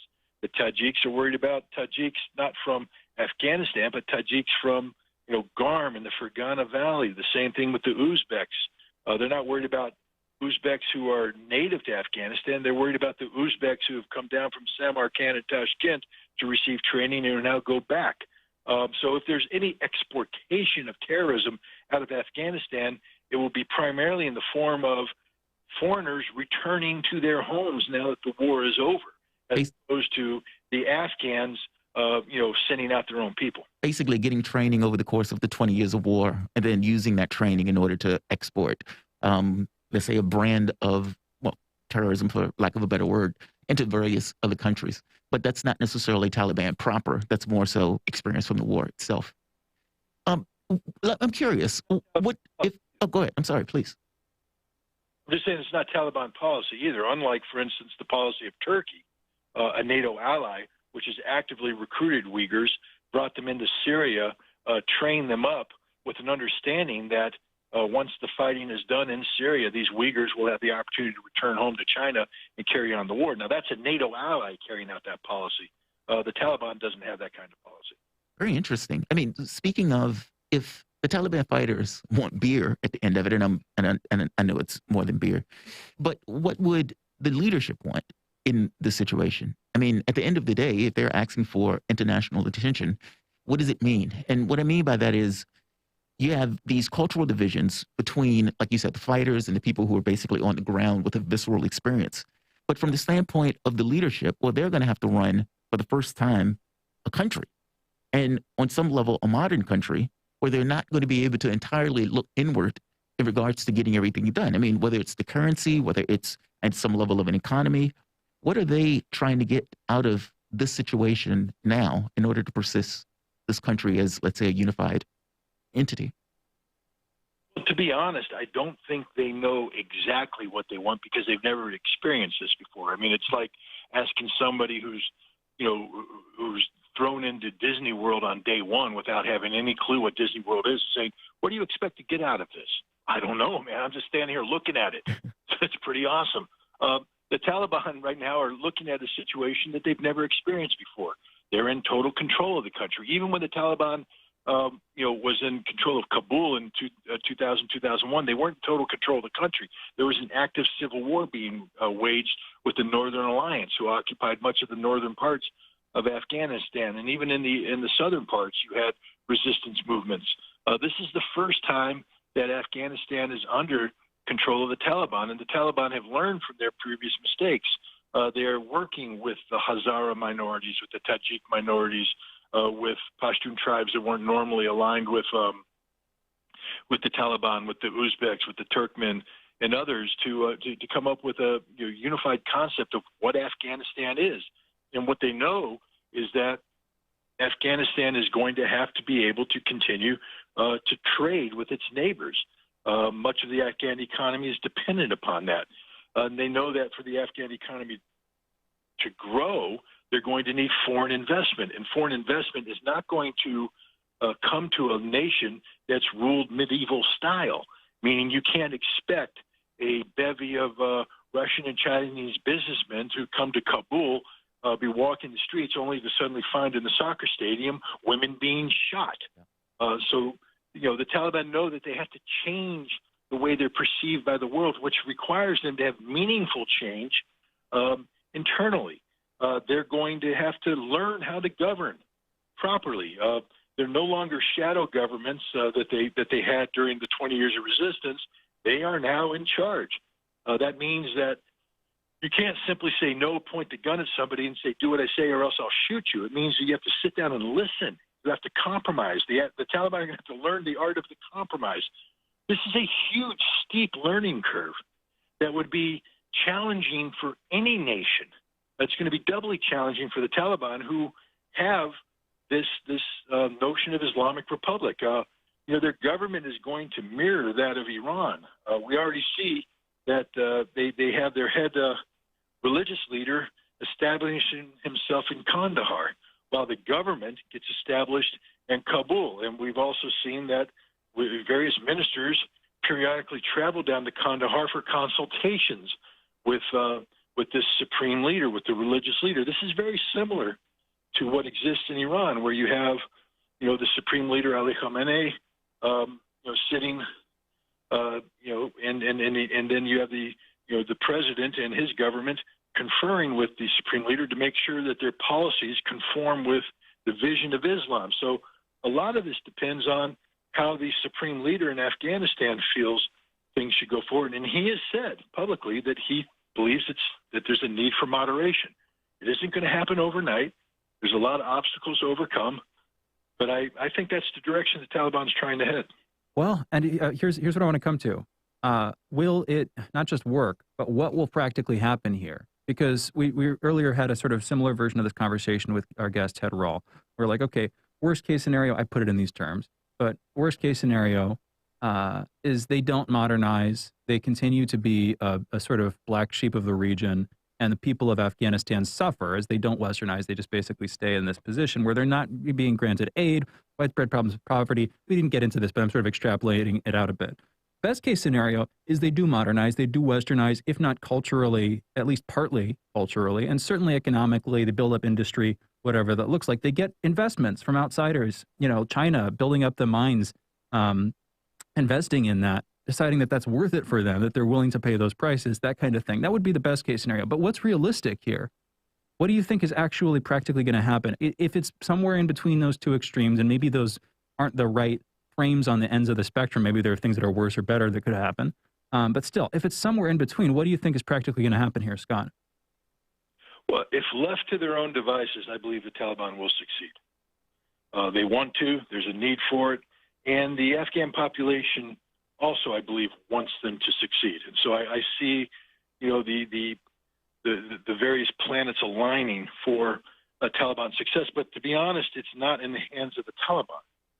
It's actually in the hands of the United States and others who have been compelled to leave Taliban, for instance, or leave Afghanistan, for instance, India, and how they view Afghanistan in the world that's to come. I mean, the Shanghai Cooperation Organization, this pan-Eurasian group, has said that Afghanistan and the rehabilitation of Afghanistan is the key to, this group's future success. That this could be, the key that allows them to finally coalesce into this pan-Eurasian economic political power. And of course, Iran just joining the Shanghai Cooperation Organization. And while we're talking about them, might as well bring up that at the UN General Assembly, they were the ones to come out and with the most boldness say it. The era of U.S. hegemony is over. Almost a direct quote from them talking there. And this brings something else to mind. I don't want to lead too far away because you were kind of in the middle of thought. But who's outside of economic investments in the region, specifically from China, and assuming for a minute that the U.S. stays out of it, how do you think on religious and cultural matters, will those interfere with their ability to work with a country like Iran? And I'm talking about Afghanistan here. That comes to mind. We've heard divisions between Shias and Sunnis. Clearly Iran, Shia country, clearly Taliban, Sunni. What's that going to turn into? Do you think they'll be able to get over those? Do you think they want to? What do you think that's going to look like, Scott? They have gotten over it. I mean, it's not even a question of if. They have gotten over it. In 1998, of course, Iran and the Taliban almost went to war, over the Taliban's abusive treatment of the Hazara minorities, Shia minority inside Afghanistan. But in the past 20 years, the Taliban and Iran have realized that stability in Afghanistan is a common objective. And indeed, Iran has been providing covert assistance to many Taliban organizations operating in Western Afghanistan. And there's already an understanding between Iran and the Taliban. They already have quasi-diplomatic relations. What I mean is it's not formal diplomatic recognition, but they've been working with one another for 20 years. I saw a Shia Hazara leader talking about ethnic cleansing in the Panjshir Valley, which the Taliban has effectively taken over. That was the last standout. We've got to go into our break pretty soon, Scott, but I saw that happening. What do you think's the truth there, and will that be enough to act as an obstacle to this relationship, Scott? The Northern Alliance resistance group that's trying to create some sort of resistance movement in the Panjshir Valley has been issuing a lot of propaganda lately, and we need to recognize that their goal is not to engender stability in Afghanistan. Their goal is to create instability that will empower the United States and other nations to provide support to continue their resistance. And so I would take anything coming out of the Panjshir Valley that's anti-Taliban with a heavy grain of salt. No, that's fair. But I am curious about something, and this could be the last question, Scott. It seems that the world has basically two paths here with Afghanistan. Either the world can accept the fact that the Taliban is the legitimate government and assist either in resources and technical assistance, economic assistance, etc., or it could take the path of sanctions and trying to cripple the country going forward. Which one would be the better option first? And assuming that the first one is the better option, meaning, look, there should be some level of assistance for dealing with a war-torn country that has been psychologically, economically, and basically, scarred for all of these years. What happens if that is not the approach? If the approach becomes sanctions and basically trying to make it that much more of a failed state going forward? What comes out of that? Well, first of all, we need to understand that, again, the Shanghai Cooperation Organization is this organization that is focused on making Afghanistan succeed. They just allowed Iran in as a symbolic, not just symbolic gesture, but a real gesture of thumbing their nose at the notion of American unilateralism, rejecting the notion of unilateral American economic sanctions. So they're not an organization that's likely to seek to embrace the tool of sanctions to try and coerce the Taliban. If the Taliban are serious about trying to improve the lot of Afghanistan, then the SCO countries, who comprise 40% of the world's population and 30% of the world's economic power, are going to invest, and there will be succeed. And that's the problem, because if Afghanistan succeeds, then the Shanghai Cooperation Organization succeeds. And if they succeed, then the United States and Europe become less and less relevant in the world. And there's the crux, because the United States can't allow that to happen. So I see basically the problem going forward are, these CIA covert operatives who have spent the last 20 years running a secret war in Afghanistan, saying, hey, let us use our tools to recreate in Afghanistan the same poison pill that we used to destroy the Soviet Union, only this time we'll use it to undermine the SCO. And if a politician like Joe Biden, whose geopolitical balance is somewhat skewed, says, hey, maybe that's what we need to do. Because remember, Jimmy Carter's the one that started the fight against the Soviet Union in Afghanistan, and everybody views him as, this progressive, moderate leader. If Biden decides to unleash the CIA on Afghanistan for the purpose of undermining the economic and political viability of the SCO, then the future of Afghanistan is going to be dark indeed. Let's wrap. I want to take us out. Scott Ritter, thank you so much for joining us. Really appreciate it. Sticking extra overtime, too. Always good talking with you, Scott. Thank you. Scott Ritter, former UN weapons inspector and a weapons of mass destruction whistleblower. You can follow Scott on Twitter at @RealScottRitter. I love how that rhymes every time. You guys are listening to Fault Lines with Thomas and Stranahan. Coming back, we're taking your calls. 202-521-1320 is the phone number. You're listening to Fault Lines. We will be right back. Fault Lines. Tough questions are the most powerful weapon we have. As long as you have questions, we'll keep asking.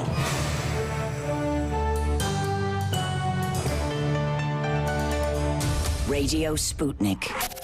Telling the untold. When the going gets tough, the powerful want propaganda. But we won't let them cancel the facts. Whether you're woke or drowsy, we know that you can handle the truth, and we're giving it to you every morning. Fault Lines with Thomas and Stranahan every Monday through Friday from 7 to 10 a.m. Eastern. Your first stop for sanity in a world gone mad. We are talking 24 hours a day, 7 days a week. You are listening.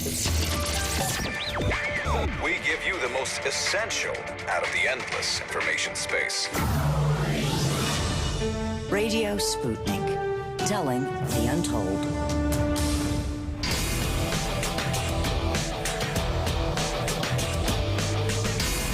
Fault Lines.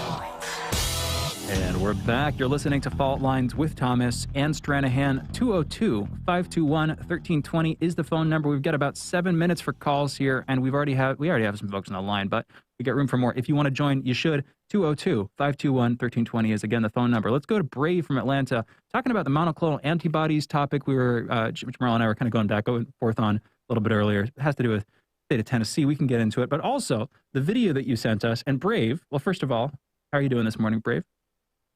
Doing pretty good. How you guys doing? Good. I just wanted to set it up like this. You sent at like 6:20 in the morning, my time or something, a little bit before the show started, but not last night. You sent us, my personal Twitter account and the Fault Lines Twitter account, a message. You're basically sending us a video.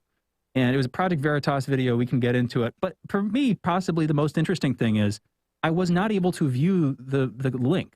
It didn't show up as a link. Twitter automatically sort of censored it out. They replaced the link to the video with something like, this message is censored content or something. I have a screen cap of it that I kind of want to check real quick here. But basically, I had to click through. Then, when I actually clicked on the link, so I clicked through, I'm suddenly able to see what you're trying to send me, which is a link to this YouTube video. Then when I click on the video, it takes me to this other page, which it's like another gate. It's like, this message is suspicious content, we really do strongly recommend against you looking at it, that kind of thing. And then at the bottom, there's a big button that says go back. And then below that, there's a little line of text that says continue. And I was able to click continue to go through to the video. But there were two gates there. And Austin, thank you. The message was message hidden due to suspicious content. Now, whatever. People can like Project Veritas. A lot of people don't, of course. A lot of people, and they have. Some of the stuff they do, it's weirdly edited. I don't like it. But they also do good content, and regardless, they're like a big public platform. And in general, this is eerie and creepy and bad, what Twitter did in this case. Brave, I went on for a little while there. Didn't mean to co-op your segment. Just wanted to get that out there. What were you calling it to talk about, Brave? No worries. That is a good lead-in because that is the scariest part of it, right? So first, I'm not a Project Veritas friend or foe or any of that. I don't have any feelings about him one way or another. But the idea, and let me just say this too, I said this to friends by text and having the same problem. So, because after I said it to you and you said that in the message that it blocked in those, provided those hurdles in those different ways, I got messages later on, as we've been doing this show this morning, as you guys do the show, never listening, I got text messages from friends saying that it didn't come through or it came through saying something about suspicious content, and that's in text message. That's text messages. That's just SMS, right? Just to be clear, not on Twitter. Right. And also Facebook Messenger as well. So that to me is very scary, right? So for anybody that wants to go and watch it, go and watch it. If you don't, then don't. But I think it's really good information. I've watched it. I'm going to watch all the points to it, as a matter of fact. And all it simply is a whistleblower that works for the Department of HHS, Health and Human Safety, right? Who's basically gone through and recorded conversations with different doctors, health administrators, nurses, and everything like that at their location, talking about the adverse effects that have been coming from the vaccine, how they're having people coming in with adverse effects, and even a coworker who went and who was forced to get the shot and ended up passing away, right? All these different things that are going on. I'm not weighing in with any opinions one way or the other. I'm just saying that's pertinent information. One thing that I will put a little check on is that, real quick, so I can get to what I'm actually calling about, is that the woman made the point that, which is something that me and my wife talk about, that we're still in the clinical trials of these vaccines, which is the point where they're gathering information, right? I think it's stage 3, right, is what she said. But the video makes a point, my wife makes a point every day that she comes home from the hospital. Nobody's reporting this stuff, or they're being persuaded to not report stuff, or there's no system put in place that they have been directed to use to report these adverse events, right? So that's very well. No, there's VAERS. There. No. That's not the point. No, there is VAERS. You are supposed to report the VAERS. The point and again, you should watch it for yourselves. I don't want to sway in any direction. But yeah, Austin gave me a synopsis earlier because I asked him to watch it to parse it, but I haven't watched it myself. Right. Okay, no worries. So the idea is that you're supposed to report things to VAERS, right? But again, to the point that I made earlier about my wife and her experience at the hospital and this whistleblower, there's no guidance. There's no system saying, hey, we do this. There's no SOP is what I'm getting to, right? Now, again, you got to do due diligence on your own and figure out, for everybody listening, how much truth there is to that, how much fraud there is to that. I'm pretty sure it's a hospital by hospital, case by case basis. But more than most, what we're hearing is that these things are getting swept under the rug, right? So I just leave that there. I don't know if you got anything on that, but I just leave that there because I think it's a better thing that people just check it out and make their own opinions of it, right?